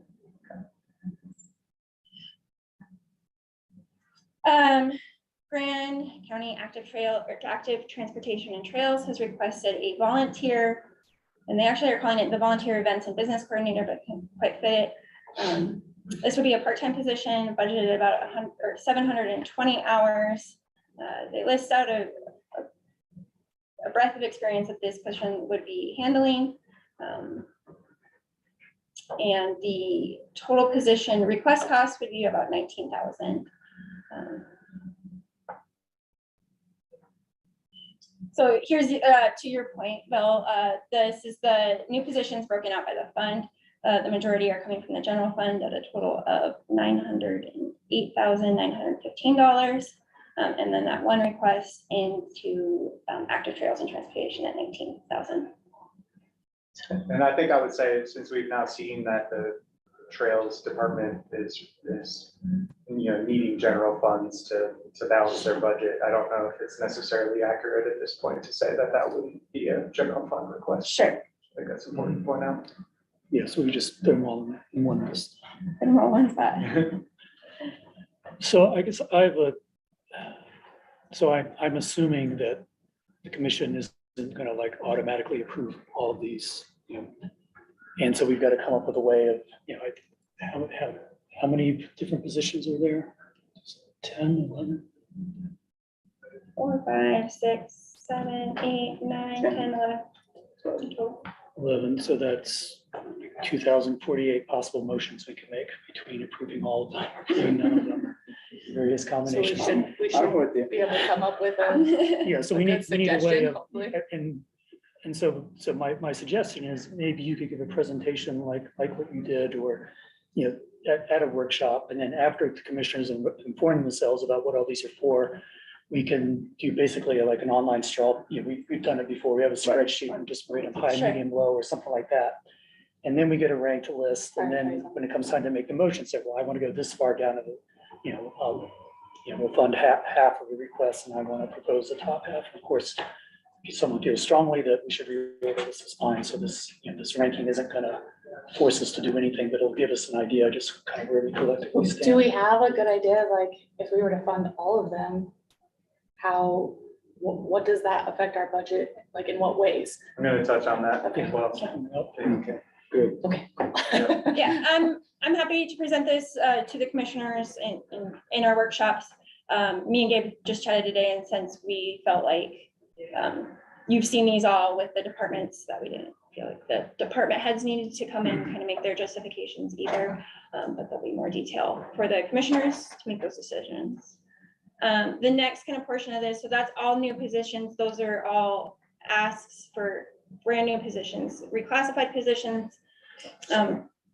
These asks are coming to either change a position to part-time to full-time, and then there's some other just reclassifying a grade for some added duties and some other requests like that, so. In the commission admin office, there's a request, and we saw this request last year as well, but I think it's come up a bit more, to have the office coordinator also handling some public outreach efforts.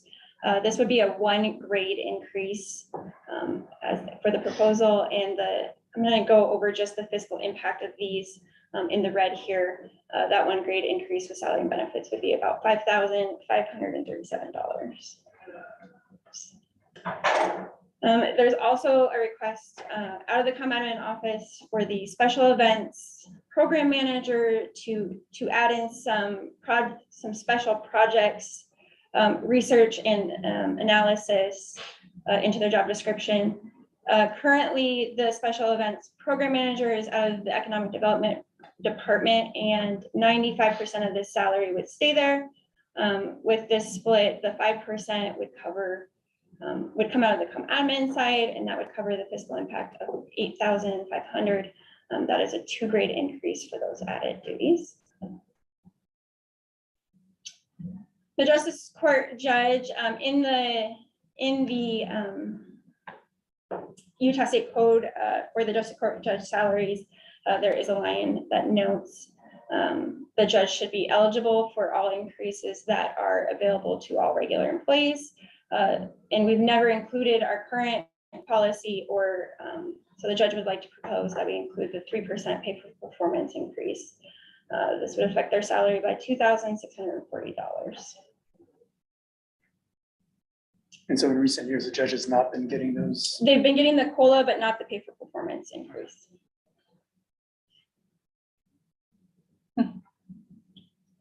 The Grant Center has requested that an increase from the senior bus driver from part-time to full-time, and then also be able to offer some senior program offerings, increased bus time driving, but also some programming.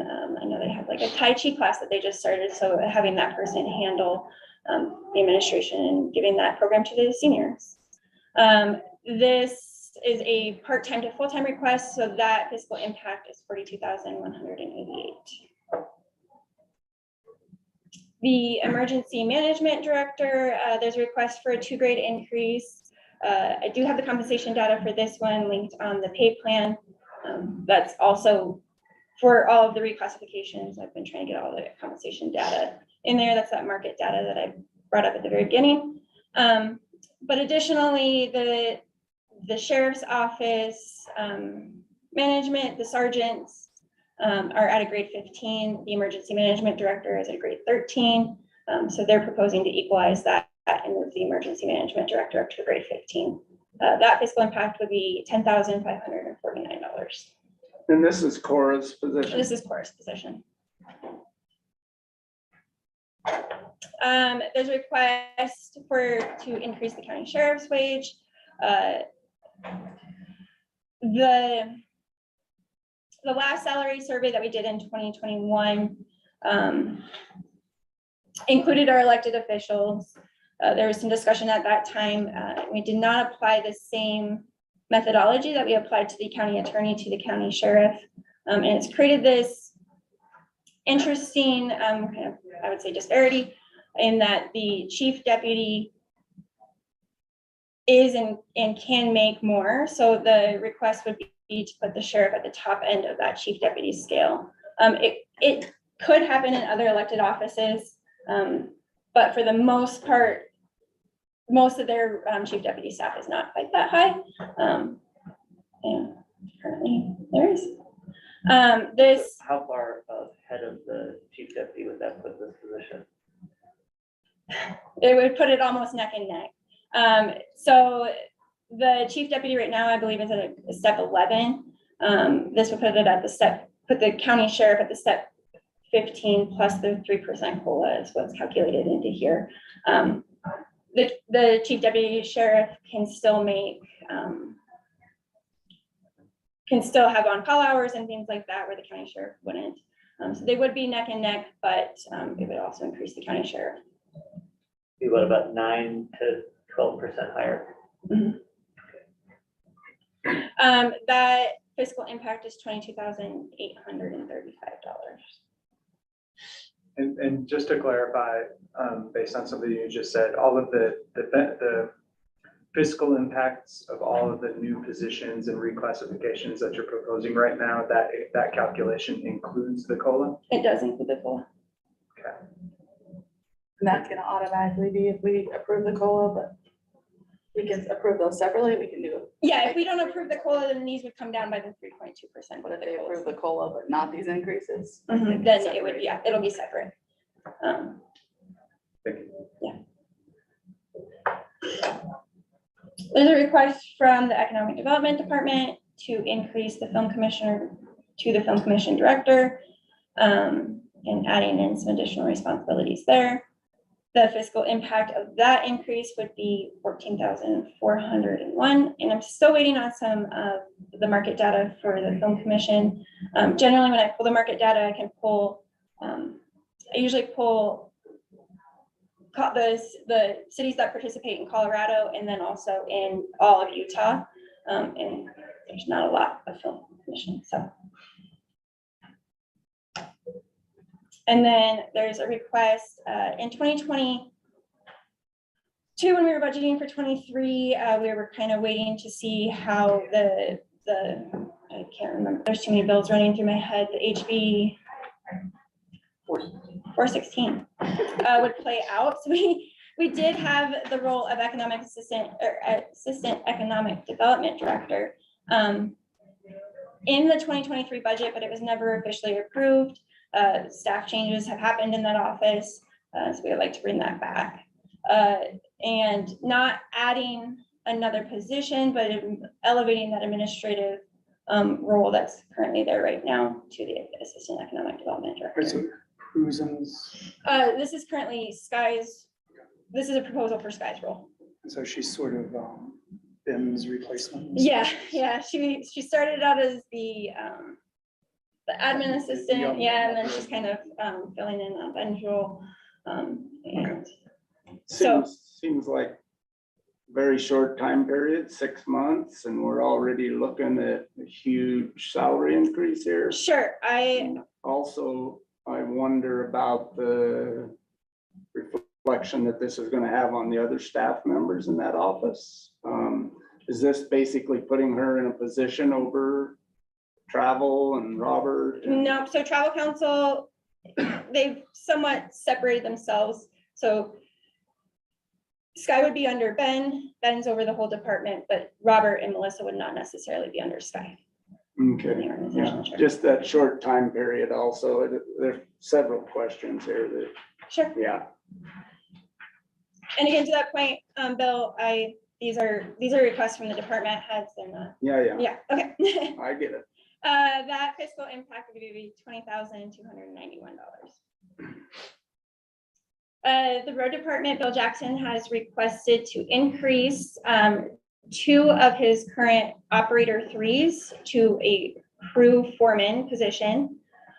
This would just be giving them an elevator responsibilities and then also separating the operators and the laborers out into kind of 2 crews that are handling different road functions.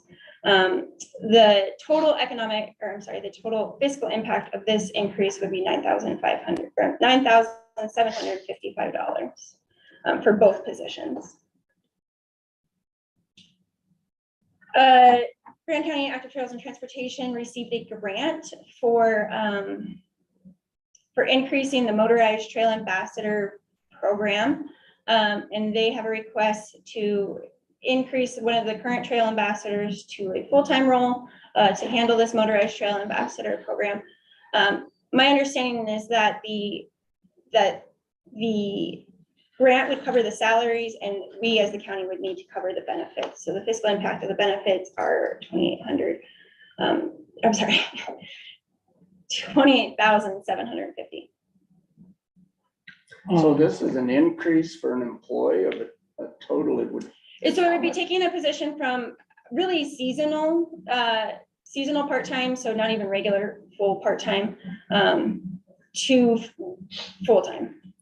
But I guess I'm confused because the increase in salary plus benefits is 47,000. And Yes, the benefits only is more than half of that?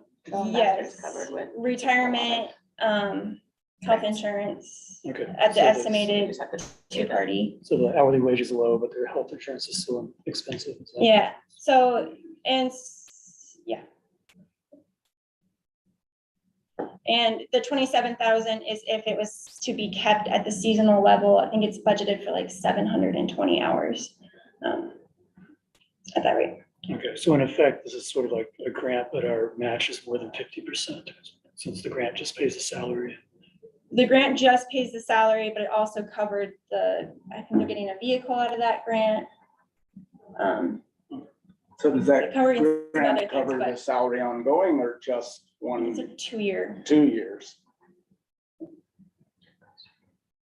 think she said it was $256,000, including the TVs that they were getting. Mm. How much the grant was. Active Trails and Transportation has also, currently on their trail technician side, they have this tiered system of a technician 1 or 2, and they're requesting that same tiering system on the trail ambassador side. All of our trail technicians and our trail ambassadors are seasonal positions unless the previous one is approved at full time. So this would be elevating them for the level 1 up 1 grade, from a grade 4 to a grade 5, and if the level 2 from a grade 4 to a grade 6. The level 2 would come with some elevated responsibilities, but also be more for returning employees to grow into. And structure when they go out, and meet people, structure it so that there's a level 1 and a level 2 at all times. So how many employees is this 11,000 is per employee? And No, so this is a total, so generally on seasonal positions, we budget for a total number of hours. So this salary and benefits for the proposal is for the total budgeted hours for the Trail Ambassador program. So not per employee, this would just be for the program as a total for the Trail Ambassadors. And this is this fiscal impact of $11,107, pulling out the proposal for the full-time from that pool of hours. And then the library has a request to, the library in 2019 had approved an assistant director's role. There's currently a director, assistant director, and then 2 heads of service, one for the children's side and one for the adult services side. And the library director feels that those roles are no longer needed and is proposing to move those roles onto the highest level of, they call them the library assistants. They have clerks, which are at a little bit lower level, mainly their part-time staff, and then their assistants.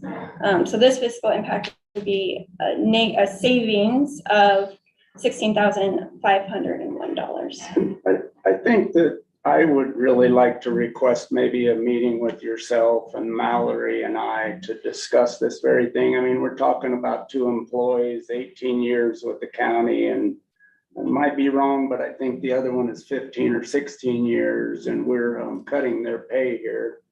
And we just talked about somebody who's been here 6 months that we're giving a larger increase than what this decrease. I would like to meet with Mallory and you regarding this and see what we can do, because this is huge for some longtime employees. And when we're just discussing how to incentivize employees, I don't think this is going to do it. Sure. Would be my guess. So. But I would- I'm assuming also the library put this in their budget to reduce, is that, like, was this their request? This is their request. Yeah. absolutely. So that's like, another thing is, are they not- Right, are they not valuing their? I'm a little bit aware of what's going on here, and I just think we need to look and see what we can do for these employees, because it's, it needs to be a meeting with admin, I think, and yourself, Renee. I agree with Phil, that this deserves more scrutiny. Yeah. With that, the reclassification position request, I've broken that total cost down by fund. The general fund if all were approved. 92,253 economic development at 34,693. Roads at 9,755, and then active trails and transportation at 35,142, and the library at a savings of 16,501. And so what is the total? You know, I knew you were gonna ask that, Bill. Under 60, 30, 60, easy go to 70, negative. 175, plus or minus a few. I've done mapping today, sorry. Well, Math plenty today. I've done. that's close enough. It I is. just did it in my head. I'm sorry. I shouldn't have asked. Okay. So I've I heard think the, I'm sorry, go ahead. No, I think I missed up my calculations. I got 85 and that's not quite right, so. I think I've heard the idea from a county employee, I won't say who, I don't remember who. But, that these are all position adjustments and reclassifications outside of the periodic review we do about once every 3 years. Mhm. And whether that might make us sort of by default, we don't want to do, and, that these somehow need a stronger justification than Just because it's sort of, outside the normal procedures or something. So I just wanted to throw that Sure. idea out there and also see what you think about it. Yeah, I do think when reclassifying a position that's outside of our normal salary survey schedule, I think you're referring to, which is currently in policy every 5 years. I'd love to Okay. chat about that more. But I do think that these should always be coupled with additional duties added to the job description and things showing Okay, so you why. think it's fine as long as there's additional duties as well? Yeah. Okay. And these are all additional duties minus the library. I mean, I understand the road one, they're increasing their duties, but the rest of them are. as well. Yeah, they've all proposed increased duties. Okay. Or the proposal from part-time to full-time with increased duties, so. Okay. That's it as far as the presentation. I just wanted to, I know you all received the pay plan. I wanted to stress this is a draft form of the pay plan. It does include the COLA, but that can easily be taken off. I don't generally produce this document until we're a bit closer into the budget, so I wanted to kind of get a fuller idea of the cost of the COLAs in I there. want to ask a real quick question on your last one. Maybe you've updated it from the version that I've got, because we show the motorized trail ambassador, but then the other position, I don't have that in the. Yeah, so Bill, that was my mistake. I forgot to include that on the spreadsheet, so I have added it and you'll see it. Okay, it just wasn't in mine. Yeah, and if you re-click on the link, the actual link to this Google Sheet, it'll Okay. show you the updated version. So with that, Bill, I hope this kind of satisfies what you asked, just to see everybody's, the position pay plan is just we set our position at the grade. So this just shows the current positions and their grades, and then the range of that. The employee pay plan shows our employees, the hours and their current steps. The grade and step chart shows that 3.2% COLA that's in the proposal. Benefit costs, those usually get approved prior to the budget just because of kind of timing with open enrollment. So those were approved on the 19th, but just as a reminder, we received the 0% increase on our medical, a 3.7% on our dental, and then our vision was a rate hold. I'm gonna join on Zoom. I'm so sorry. I have to. Thanks, Liz. I'll be on the whole time. You're fine. Thanks, This guys. is our proposed schedule of pay periods and holidays. We don't have to dig into that. And then our exhibit just shows all of those position requests on one spreadsheet. So I think that's all I have. Unless there's any more questions, I will prepare some more. I just have one quick question. Oh, sure, Dave. So at the very beginning, when you were presenting the COLA, Yes. and there was an impact of 319,000 to the general fund. And that COLA amount, that does not include the COLA that's tied into the new positions and. It does. The total COLA on that side Okay. and the 319 includes all of the new positions in the COLA Got that's it. in that too. And so I've calculated roughly that, it's a rough idea, but yeah, I mean, it's a little bit, yeah, there might be 100,000 of that COLA that's tied into new positions. Sure, yeah. Is kind of my rough calculation. I can calculate that out for you and we can see what's in the new positions for sure. So what you're saying is we can't take the COLA as one item and the new positions as a separate item because the COLA is also in the new position. Yeah, it's a little, yeah. If we approve the COLA, or if this, they approved, made a motion on the COLA first, then I could also recalculate the cost in the new positions pretty quickly, and have that cost for approval as well.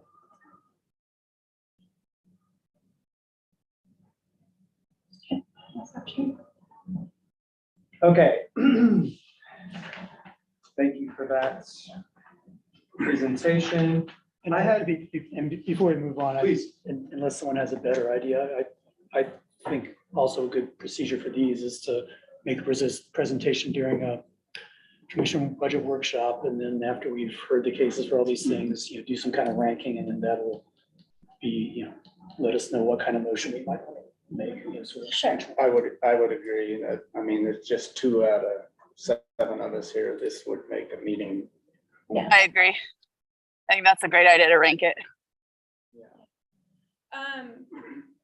Remind me of the process. We don't, and when when the commission is workshopping them, they just do straw polls. You wouldn't actually vote on those until rate the budget The actual approval. meeting. Okay. Thank you. I guess that while we're here too, I mean, just the point that our salary now is up in the, if we went with the proposal we had at the first 22.9, that's gotta be close to half of our county's budget at this point. And I know we're proposing increases across the board for COLA and for wages as well. And yet, I mean, I kind of come back to this occasionally that our TRT is down slightly. I know the restaurant's down, not down as far to date this year, but also our advertising, promotional advertising is down also. And this is all tied to what's going on out in the general public right now. And we're acting totally the opposite with our county budget or our county wages and salaries. So it's, I'm just bringing up the point. One's on the way down and the other's on the way up.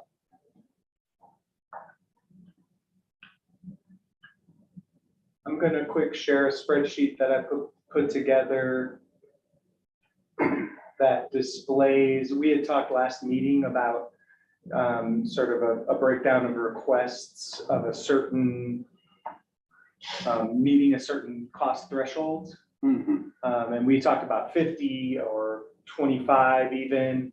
And I was surprised at how many requests added up that were more in the 5, 6, 7 range, honestly. And so I had to go all the way down to 10 to have to sort of really create a list of that was substantial. Sure. But just to give a somewhat of an idea of requests that didn't constitute ongoing, that had been funded for multiple years previous, but that represent new requests that have a direct impact to the general fund that are $10,000 or more. And so these are sort of separated by departments. And so there's the water study and EV charging grant match. There's in the planning and zoning department, there's a general plan land use element update. And I'm not commenting on whether some of these are kind of like, some of them, there's always a choice, of course, but some of them are might constitute almost a required level of commitment or contribution on behalf of the county. So I'm not really, they're sort of, it's totally objective, I guess is what I mean to say. There's a contribution to the ramp access grant, boat ramp access grant over there across from the Lions Park. There's this SAS, that's how it was labeled in the sheriff's budget for 30,000. And I looked at, that was my best guess at this moment as to what that 30,000 stood for. And then there's a number of other requests in the sheriff's office in particular, and also including vehicles here. There's the flood warning system implementation that was proposed by the emergency manager, and that was a pretty substantial request. And I've already talked with Mallory about that, and how appropriate it would be to sort of pull that out of the county budget at this point without really without fully pursuing possibilities of partnering, say with the city in particular, but it could be other agencies as well. So, I think that that's I think that there's probably a lot of demand and need in the community for it, but I'm not sure if we're ready right now to go ahead and budget for a chunk like that. I agree. And there's the non-motorized trails master plan update that half of it is committed by the city and being proposed for half to be paid by the county.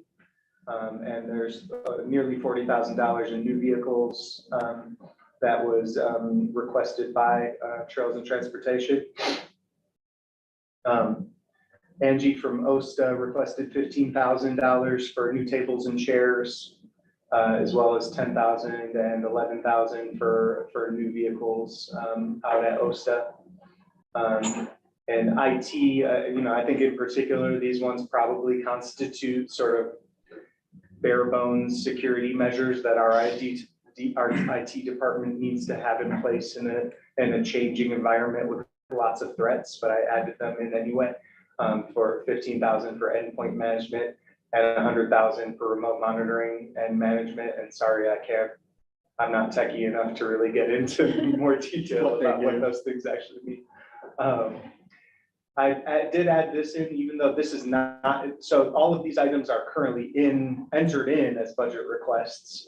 There is this item of resurfacing the back parking lot. Apparently there is a bit of a safety issue. That does concern me, especially when there's more elderly people using that facility.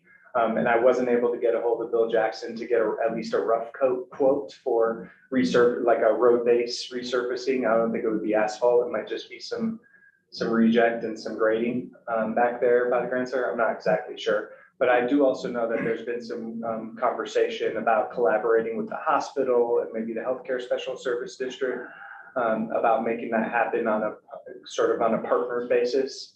I can vouch for that. I've been back there recently. So it's a legitimate request for something. Right.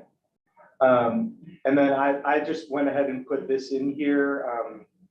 Looking at our picture, I don't know still how good I feel about it.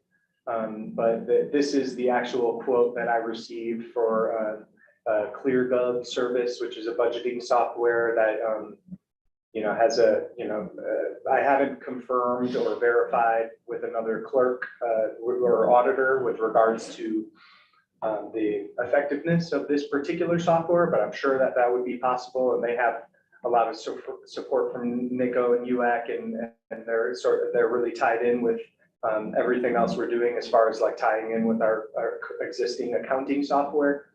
So anyway, that would be the cost associated with implementing that in 2024, which there would still be time to do. And that would come with a personnel module, a transparency module that would be involved in generating a story and displays for the public's purposes, as well as sort of the operational budgeting. And then these are the only capital requests that I received from our maintenance department that are on the radar. And these would conceivably, and so anyway, sorry, I should go to this total. The total general fund impact of these requests of 10,000 or more is in total is 783,000. And again, some of these might be seen as, not something that would be probably a good idea to not forward through, but certainly some of them are deserving of scrutiny. As an opportunity to trim down the budget, which we definitely will need to do. Capital requests. There's a automatic transfer switch at for the generator here at the courthouse. I believe that is pretty, that's something that sort of needs to be done. Emergency Operations Center roof at 100,000. Sean is going about replacing 4 units at a time, the HVAC units here at the courthouse, and that's been, I think he's done that in the last 2 years. Where is the Emergency Operations Center? It's out on the highway. Oh, okay, Next to I'm the- with you, yeah. how where the helicopter is. Yeah, Yeah. sorry, Yep. Sorry. came to me as I was asking. And then this does maybe, I don't know if I would say drop off in order of necessarily of priority or importance, but I definitely not in a specific order, but I think like, I didn't even mean to have this break in here. Just gotta get rid of that because it's distracting. No, whatever, it's okay, I just had to go up and type it. Pardon me. But there are some items that Sean sort of acknowledged, like a key card conversion for $50,000. It's good to get these things on the list so they're on the radar. But there are grants associated with Homeland Security and things of that nature that I think that an effort like this could be funded through some funding opportunities. And then there are some items like the roof recoat of the Travel Council building and the maintenance shed, which Sean has acknowledged both of these would need to happen within 5 years, but not necessarily in 2024. The Moab Information Center fences and irrigation, I think that, I think that there's an ongoing conversation that sort of might spring up every year about, sort of that partnership and that building and that land, and all those sorts of things. And so I think that is worthy of, potentially another conversation, if that's an investment in that facility that, is deemed worthy of our capital fund balance. And then I did include in here as well the ambulance request that Emergency Medical Services made. That was on top of what they receive, what they're set to receive of the healthcare sales tax and the PILTs that they receive to support their services. And that's just a portion of that ambulance, wasn't it? It's not the entire unit. I think it might only be half. I thought so. Yeah. And the road department irrigation system, there's some mature trees out there that are kind of lining where the main office is, and they're kind of dying because they were planted and established and they're kind of dying, and I think that there's an idea that we should probably keep those mature trees alive. Do it very well. Yeah, the well got, Yeah. the well went defunct. Well, and it's not using a well, and they want to run the irrigation out to the. Both of these lists here seem to me like things that should be incorporated into Mallory and Quinn's. I forget what the plan was, to start prioritizing. Is that, am I speaking right, Quinn?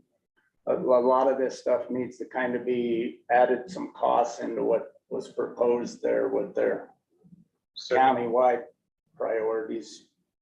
Yeah, and I think that there's stormwater projects that I haven't included in here, not, Jackson Street Phase 2, which I think is already sort of, underway, but I think that there was a request from the commission. I think Commissioner Clapper might have asked, like, what's the latest prioritized list for those stormwater projects? And I know Engineer Stetta is interested in providing a list like that for the capital expenditures in particular. But these are the ones specifically raised to me by the maintenance supervisor. So it's just a start on that picture and how that's impacting what our current budget picture looks like. The next, but before I do that, we'll move on to item. Is there any other comments or questions about this or requests as far as? It sounds like we can incorporate this maybe into a larger exercise about prioritization and visioning. Any other questions about capital? I would question, I know we broke it, you did it 10,000. I mean, is there just a rough dollar below 10,000 or is it another $100,000? Is it another 500,000? I mean, if there was 50 of them at 5,000, we'd be talking pretty substantial, or is it minimal? I think that there's probably as many as that. And I'm just having that number, I think.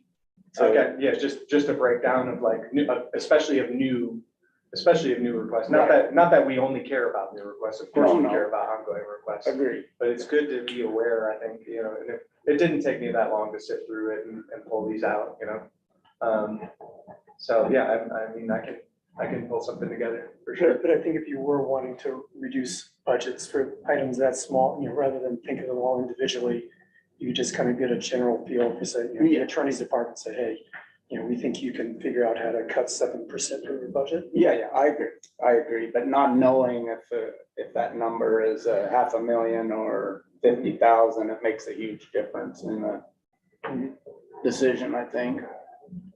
Yep. So next we'll go into sales and use tax revenue projections, and I'm gonna unshare. Unshare here. Do we have Cody Dieter here? Hi, Cody. Hey, guys. How are you doing today? Here we have Good. from EFG Consulting, the contracted budget consultant that the county has hired to help us with some of these aspects. I would invite you to share your screen if you wanted. I also can pull up the information that you shared with myself that I've shared to the board, but I can let you kind of go through this process and field any questions. It looks like you're ready there. Yeah, for sure. Well, grateful to be with you today. It's I think the information, excuse me, to share will hopefully paint a picture of where your tax, at least your sales tax, could be, and it helps you match up your expenditures to what revenues you have. Nothing is more scary than over projecting revenues and matching your budget to a fictitious number. Seen many entities get in trouble with that in the past. So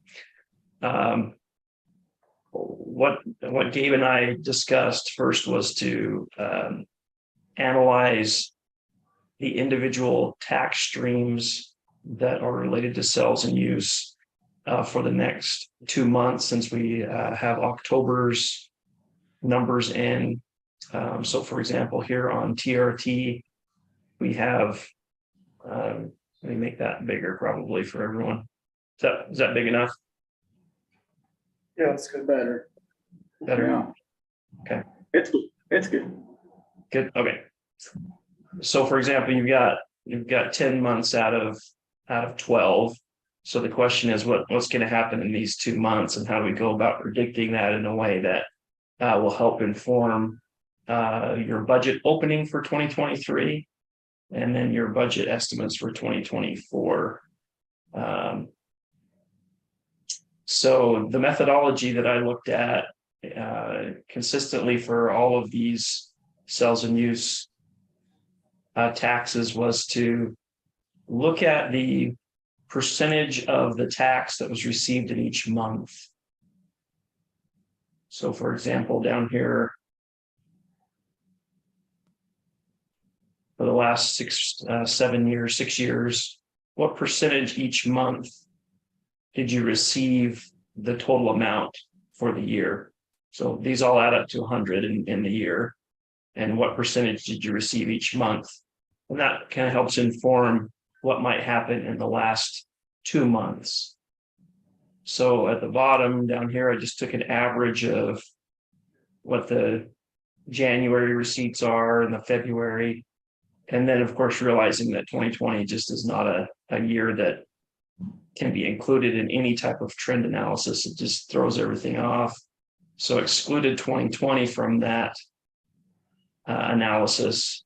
So this bolded line shows you the average collection for every month from 17 to 22, excluding 2020. And then that allows you to estimate, if we think we're going to receive 4.5 million 4.5% of your receipts. This one is for TRT in January. What would that look like in estimating your total annual just based on that 1 month's worth of data?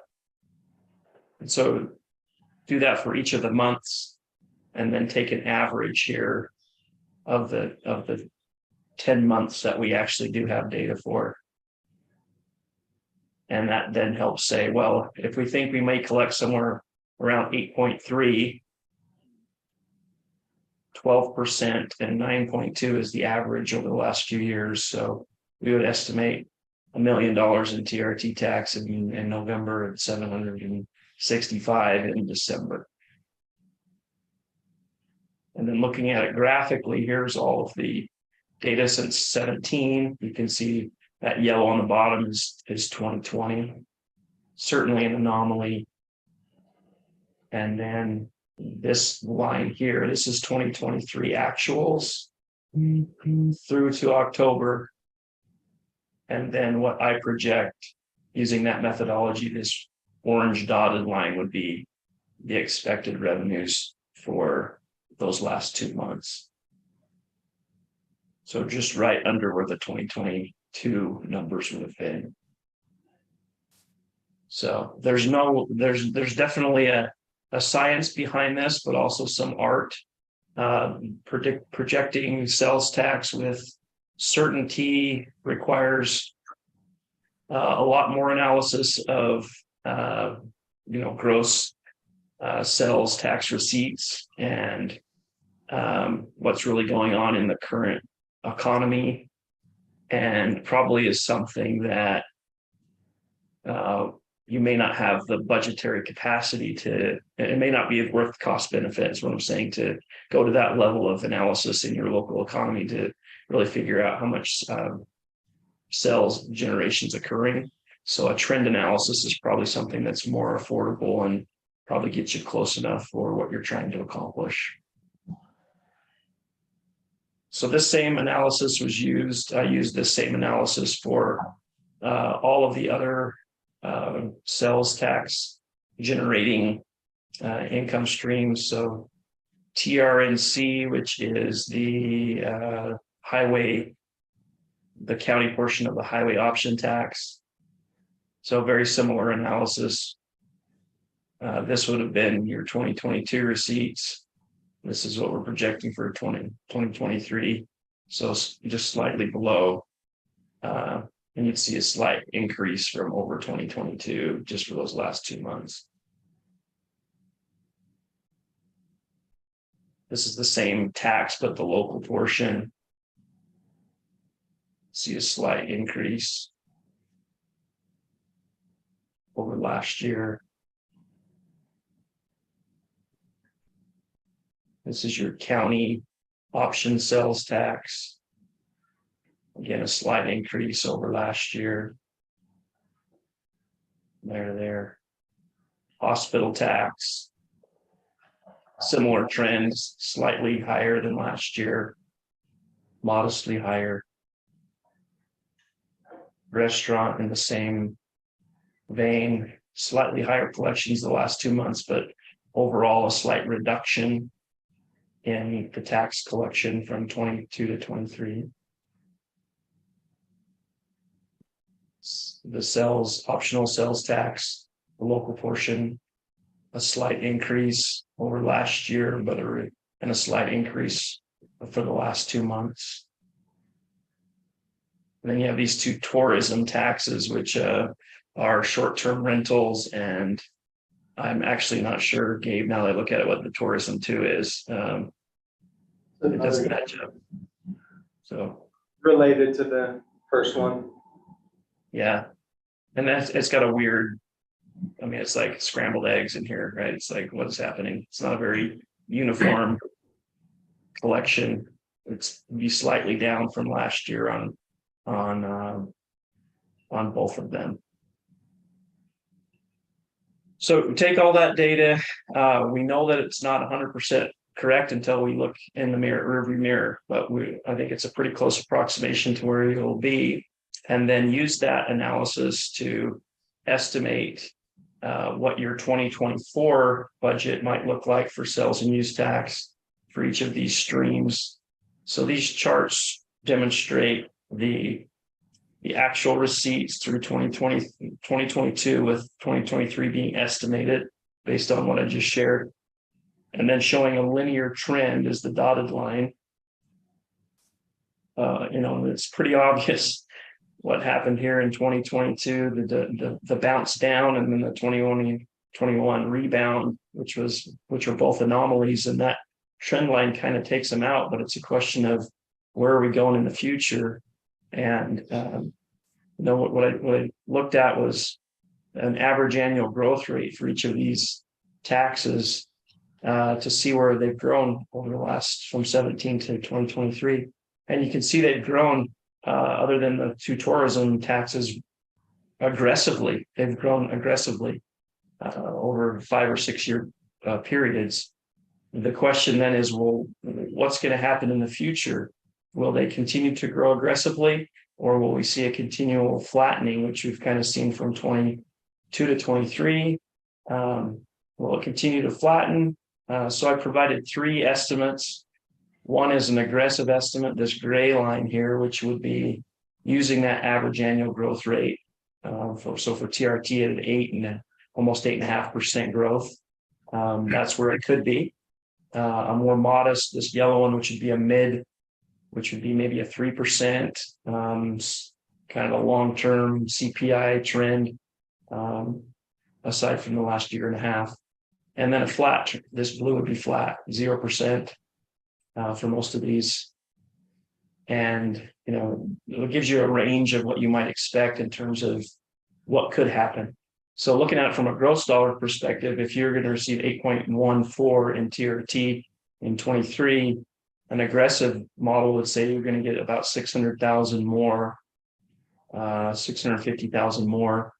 If you were to use the mid, you're going to have a slight increase of maybe 150,000. And of course, the conservative would be just flat. So the same analysis on all of these sales and use revenue streams. My personal suggestion would be to use probably the mid level projection. I do think you'll probably see an increase over this year. I would not suggest using the aggressive. However, I think it plays well into what you're talking about regarding the capital requests. That may be a position where you could tentatively approve those capital requests or prioritize those. And then as you see actual receipts come in, as you get towards the end of next year, it gives you an opportunity to fund some of those when you have actual receipts. Cody, can I ask you a question? Yeah, go ahead, Bill. Yeah. You're going conservative at flat, and yet our TRT is down January through August, currently 3%, plus or minus a little bit, and as well as our restaurant tax. So on a conservative side, it almost seems like that should be your midpoint in my mind. I'm not seeing anything where you're saying that there might be some declines, yet we're in the middle of them, and our tourism and TRT is basically 50% of our budget revenue. So how do we not allow for the fact that our TRT and tourism taxes are down? How come we're saying a conservative is 0? It has me curious, I guess. You make a valid point, Bill. I mean, there's certainly a decrease from 22 to 23. $400,000 decline if the estimates are correct, and you're seeing a reduction in TRNC, an increase in some of these others, certainly an increase in the county option sales tax, and an increase in the optional sales tax. So yeah, there's a little bit of a mixed bag. The hospital's up a little bit. Certainly, you're right. TRT is the biggest single line item, and it has declined by 400,000. So yes, I suppose if you wanted to be even more conservative, you could say, what is that change? from year over year, which is a 4% decline. Or Well, 5% decline. your projections need to take into account, and I brought this up in the last meeting and you weren't here, the fact that our promotional advertising budget is about half of what it was in 2022.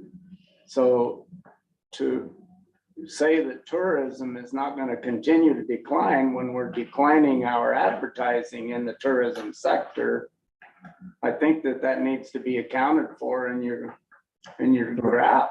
But it's kind of, I mean, it was close to zero. And I mean, if you were to graph our ad spending versus what TRT does, I don't know that there's a huge amount of correlation. If you go back over There is a several years. huge, when we were spending $2 million+ in 2022, why there was a difference. There's I a, don't think that's what we spent. That was last year.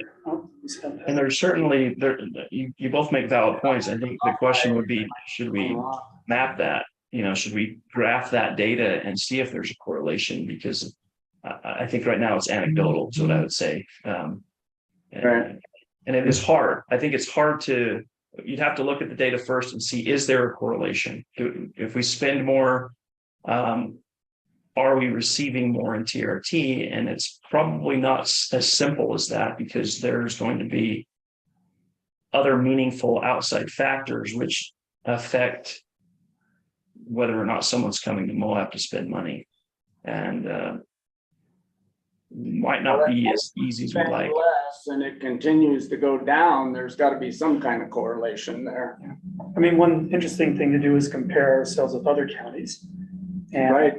I and, agree. and if you look at the, you know, the sort of more recent decreases over the past year or two, you see almost the same percentage decreases in Washington County and Kane.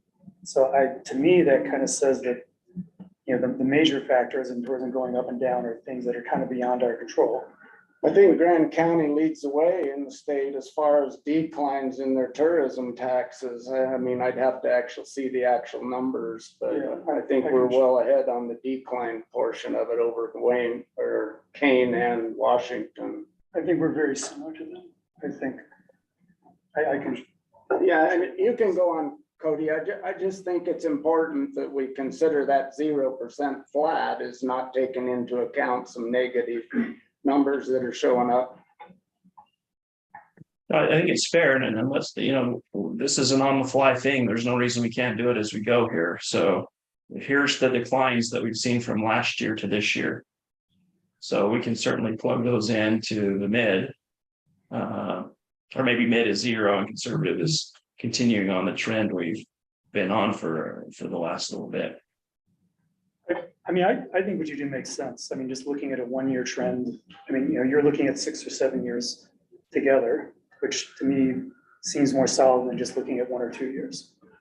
I mean, it is, I mean, it's certainly guesswork, and especially with the instability and tax revenues caused by COVID and the rebound. And we can't, I think, you know, around 2018 or 2019, we could make very accurate estimates because everything is very stable. And then since COVID, there's been instability, both positive and negative. So it's hard to, you know, no one's got an ironclad estimate. I agree.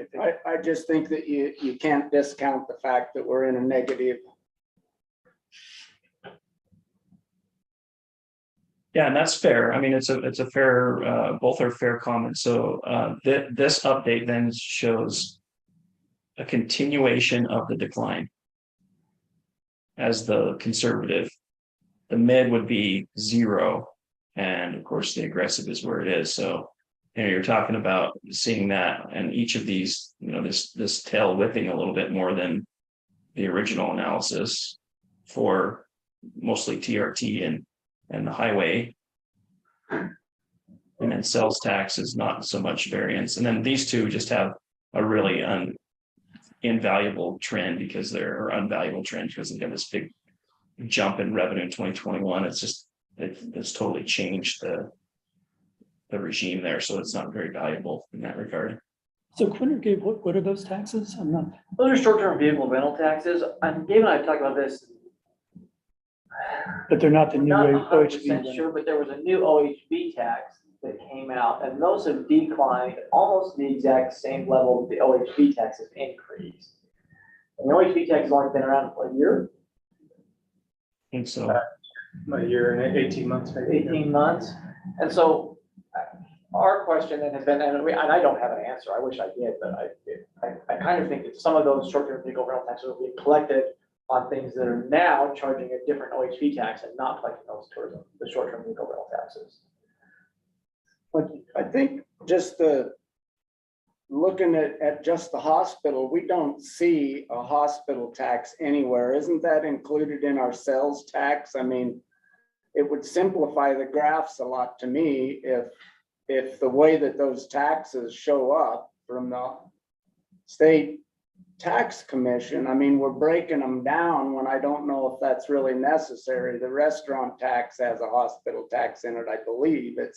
It's in different, when you buy a t-shirt or you buy a hamburger, some of these taxes are showing all up in your sales tax line, but it seems to be complicated a little bit by breaking them all out rather than just showing. Yeah, these are the specific categories that, so there's an actual, separate a different tax for that, if I'm not mistaken. Okay. I mean, I could be wrong. Yeah, it's the rural hospital. it's labeled like this. Yeah, it's the rural hospital. I'll show you here. I'll pull it over. So this is called the rural hospital distribution. Okay. These five counties collect a specific levy for hospital. Yeah, my understanding is that's not captured in what's labeled sales. That's, Yeah, sales is like 1/4% sales tax. Yeah, It's just a small fraction. I've seen that. Yeah, so you have the county that's what, the quarter, and then the local option sales is the 1%. Okay, I'm sorry. Distributed half on population and half on point of sale. Same with the county, it's 1/4%.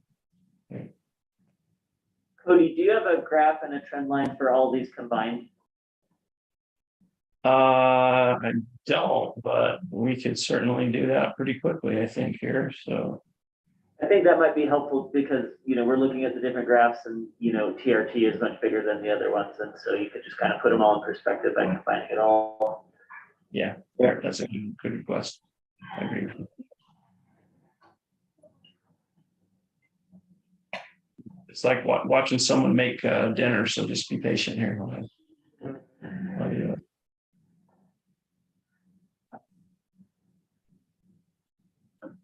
Let's call it total.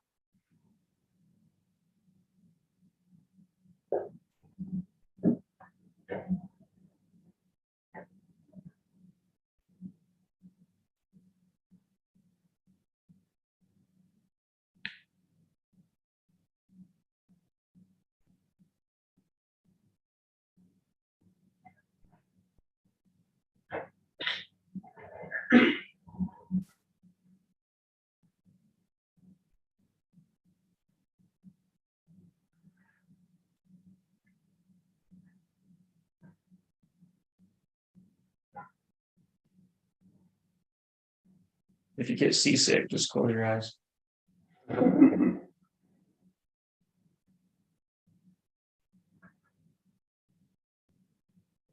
sure.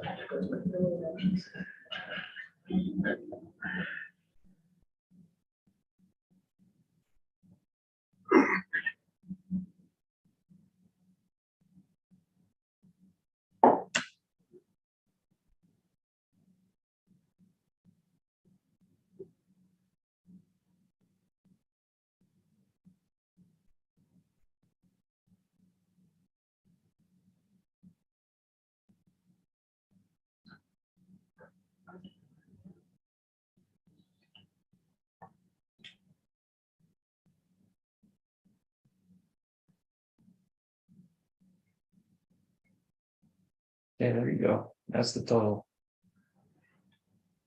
And is this with your original suggestion of conservative and moderate, or the? This is let's make two versions here. So I'll go back to what I originally was thinking, which is 3% here and then flat. And then these two are left at negative.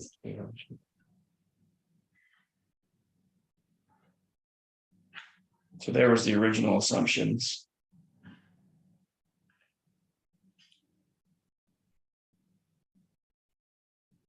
So kind of a flattening. And then this would be the more conservative following Bill's suggestion. So further decline. And what that looks like from an actual dollar amount, you know, you're talking about if you follow the decline, you'd be losing 400,000, not quite 400,000, 328.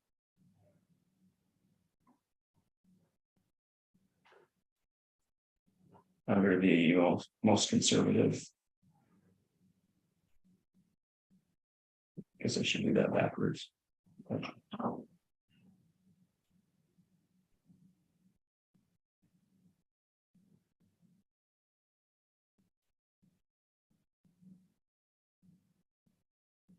So under the original assumptions, you'd see an increase of 1.5, which I don't think you'll probably get to. A 0 is flattening, and conservative is you're losing 328, which from a percentage standpoint is 2% decline. Or 8.5% increase. I'm going to do that afterwards.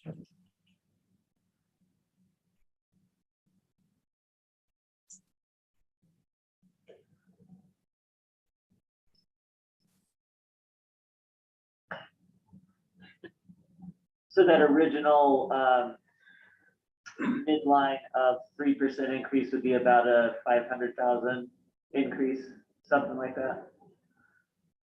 So this is the original here. So if you were, let me just make sure this is the original. Yeah, so here's the original. The mid would be an increase of almost half a million. Yeah. Yeah.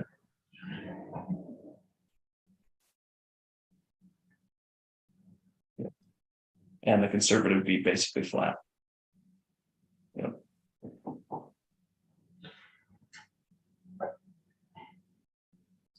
I know one thing we'll know with precision on January 1, 2025 if we got it right or not, but not until then. That helps a lot. I appreciate it. Yeah.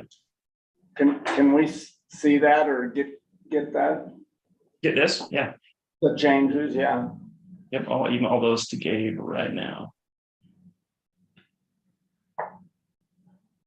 So what else is on the agenda, Gabe? Well, I was gonna talk, I didn't put it on the agenda, but I was gonna talk a little bit about what our approach should be to the tentative budget. And I also wanted to just give because I feel that we're reasonably close to sort of a picture in terms of all of the expenses that we've reviewed and seen and that have been brought forth. And then as far as like the major sources of revenue, those being sort of included, and especially as it relates to the general fund, just to look at what we're sort of overall looking at. And so when we open up this window, we see here that there are, right now, there is 20,000, and this, so to be very clear, this is revenues plugged in with that initial mid projection, which was a 3% growth. And so I think maybe we can even take a straw poll today based on what we think maybe would be, or, you know, or that could still be yet something that the commission discusses as far as like, you know, that moving part, that how that pivots. But to be very clear, this is the revenue on Cody's original mid projection of 20,481. And then all of the expenses to date affecting the general fund amounts to 22,400,000. And so our deficit right now looks like $1.9 million. And so to be very clear, the 1.9 does include all of the new positions and reclassifications, which without a COLA, or, without the COLA is roughly 828,000. And then this also does not include the 360,000 in COLA and pay for performance proposal. Correct. And then there's also the 127,000 in reclassifications that aren't, or that are. But could you say, it sounds like you said COLA twice. So what was it? That was $800,000. I think that's new positions. 828 was new positions, 127 was reclassifications, and so. And roughly 400,000 or something is COLA. Yeah.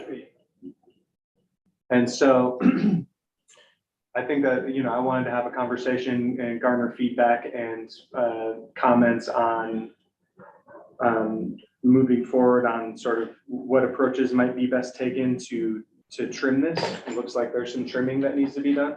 So I think one thing I'd like to get a handle on is we always, it's not fiscally irresponsible for us to budget in the red because we do it every year and we always come out in the black because it's not always, we just never spend everything that's budgeted.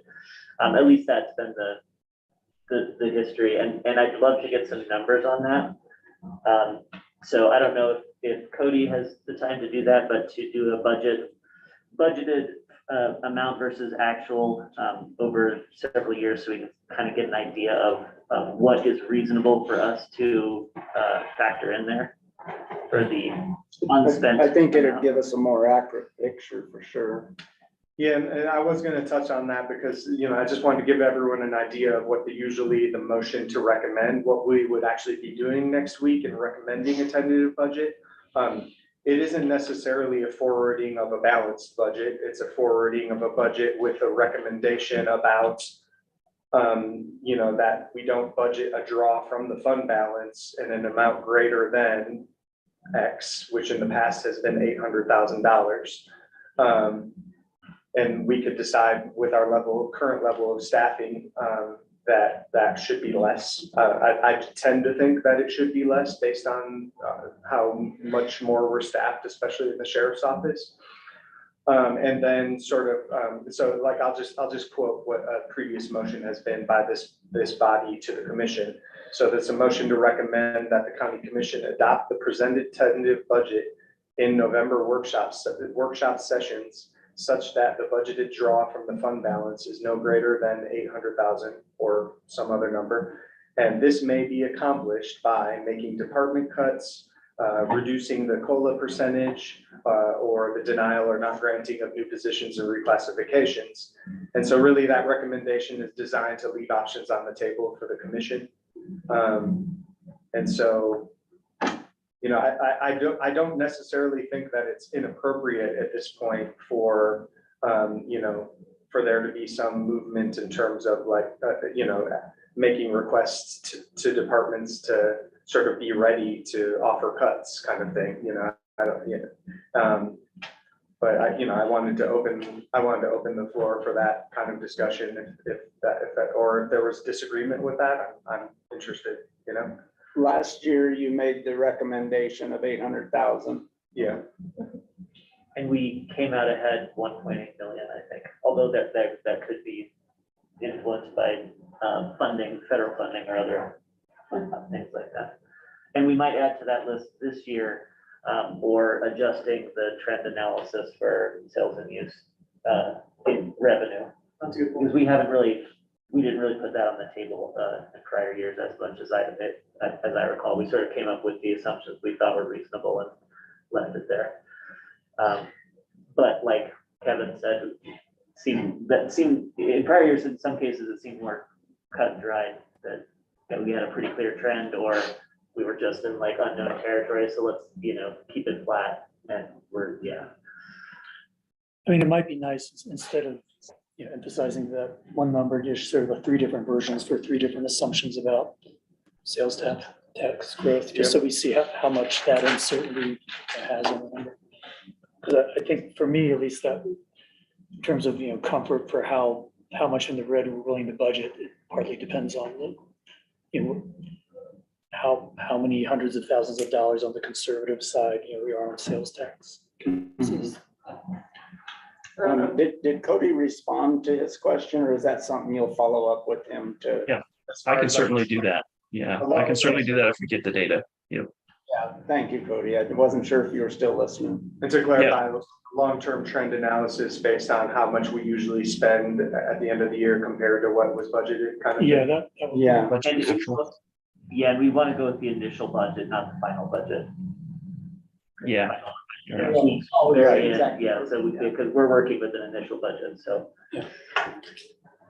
And then maybe Gabe, you point out that maybe this year is not like previous years because we're more staffed up, but if you could just put some numbers behind that, like how many sheriff department positions are now filled.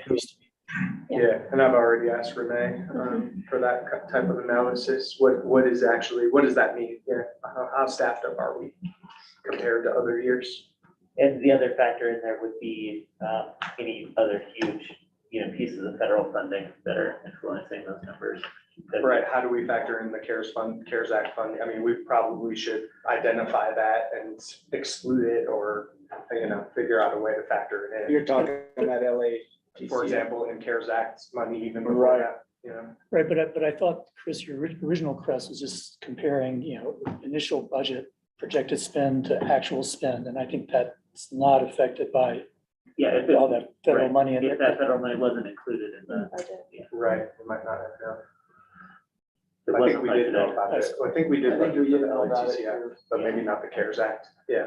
The CARES Act, we definitely did budget for at the beginning of the year. We didn't make your budget up to bring that CARES Act revenue in. But then like the airport funding, Mhm. that was something we were budgeting. for. Yeah, Yeah. because that was ongoing CARES Act O&M money. Yeah.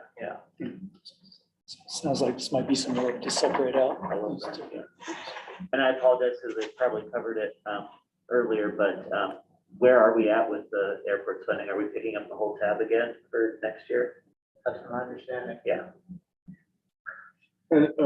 Opposed to, During the pandemic, there was a period where we got a lot of airport funding. I think 100% of O&M at the airport was covered for almost 3 years. oh, really? And yeah, the subject of a new, because right now we're kind of wrapping up all of the sort of already engaged airport improvement projects. And I know Tammy has proposed a couple potential ones that could be accepted for next year. And so, yeah, those would be potentially capital requests that, would take away potentially from other long-term vision processes. And so that's something that the commission would have to consider as part of that capital piece, I think.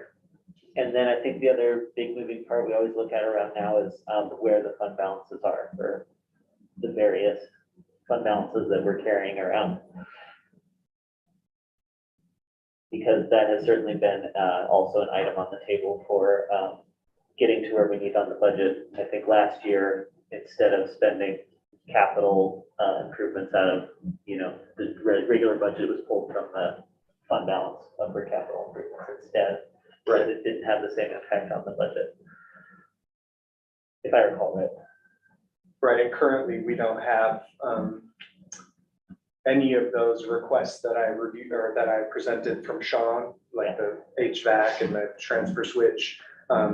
If we were gonna fund those, that would, what's currently being proposed is that would be drawn from the fund balance of the capital Okay.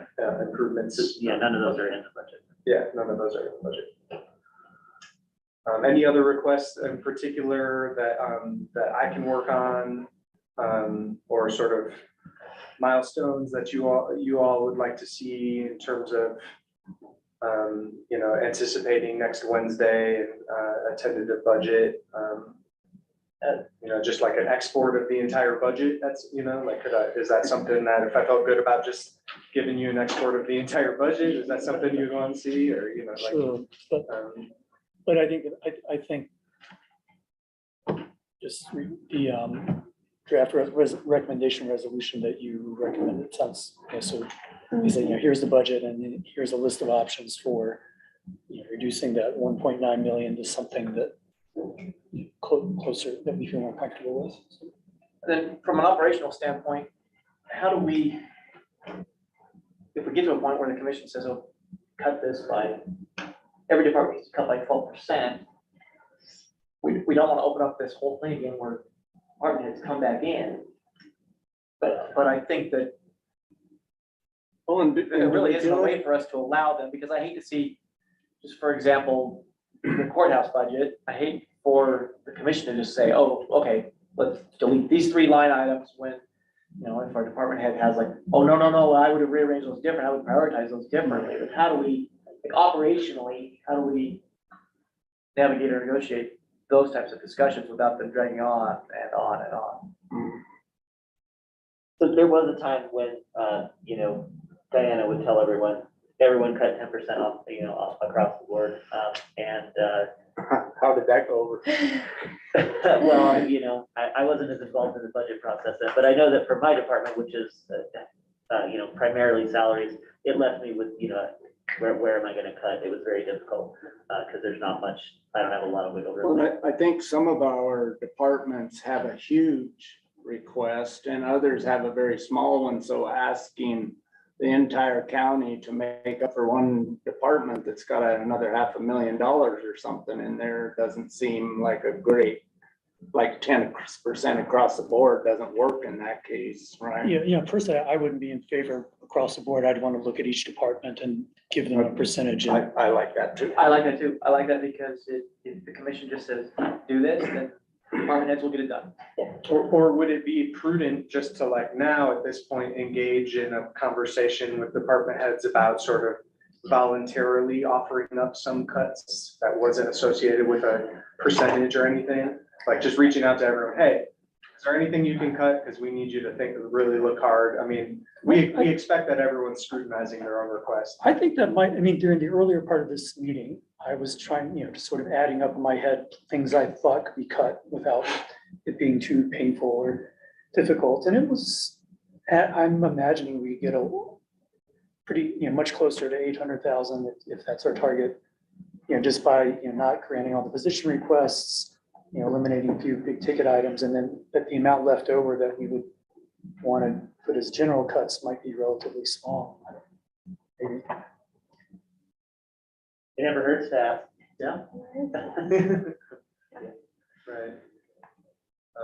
And I think through this process, we've developed a feel for, what seems really essential, what seems obviously essential, and other things that may seem like wants more than needs. Yeah, so maybe that is, going off the point you just made, I think, those of us who've sat through all these meetings probably do have a better feel about, which budgets maybe have some padding in them and which are, don't. And so maybe we could just drop some initial ideas, that if it did come to cutting department budgets, here are the ones that we think could, absorb a few $100,000 without. Well, in the spreadsheet you sent out, Gabe, that showed, what the actual increase is, budget over budget, I think is also a useful tool to identify where some of those areas may be. And I'm sure, so Gabe, you've already gone through and made sure that all the little miscellaneous revenue items have gotten in and are I feel pretty, negative ink to sell. yeah, that definitely. Okay. It's funny because I felt like I hand-waved that when it was first happening in these meetings, and I was like, oh yeah, that I should, that was not something that's a little thing at all. But thankfully I got it cleaned up. But yeah, I was very careful not to, sort of present that 1.9 million deficit bottom line before like really feeling really reasonably good that I wasn't missing anything in here.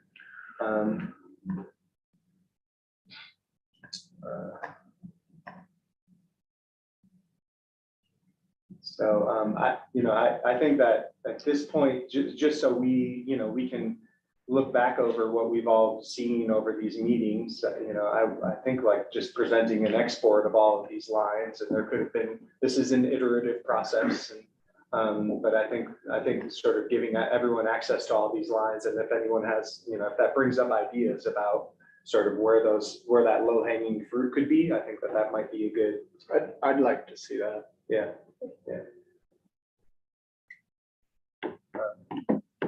And yeah, I think the overall plan for, and the way that this committee has worked as far as we sort of just tee up the budget for the commission to make the big hard choices. I think it's still appropriate, and I think we're almost there. Yeah. We're almost there. Okay, well, so for any members of the public or that might be listening, we have scheduled for November 1st at 4:30 PM. Budget Advisory Board meeting. We have noticed and posted that. But that is the meeting where we'll come back around after digesting this a little bit more and making some of these determinations. And then, if we can, we'll forward that recommendation to the commission and have any other discussion at that time as needed. Any other questions or comments? It's 5 o'clock. I've got a good bit of, I've got a good list here, though. Thank you all. Thank I will you. adjourn this meeting. I know this has been a load game. I just appreciate all the hard work you're putting into it. It's not easy. Thanks, Bill. I know you appreciate it. There's a reason the funding was moved out of the budget. So Always hard on to do all of election it. cycle too. Sorry, Dave. Yeah, that'd be sad. I'm happy I'm able to be useful and help, and that's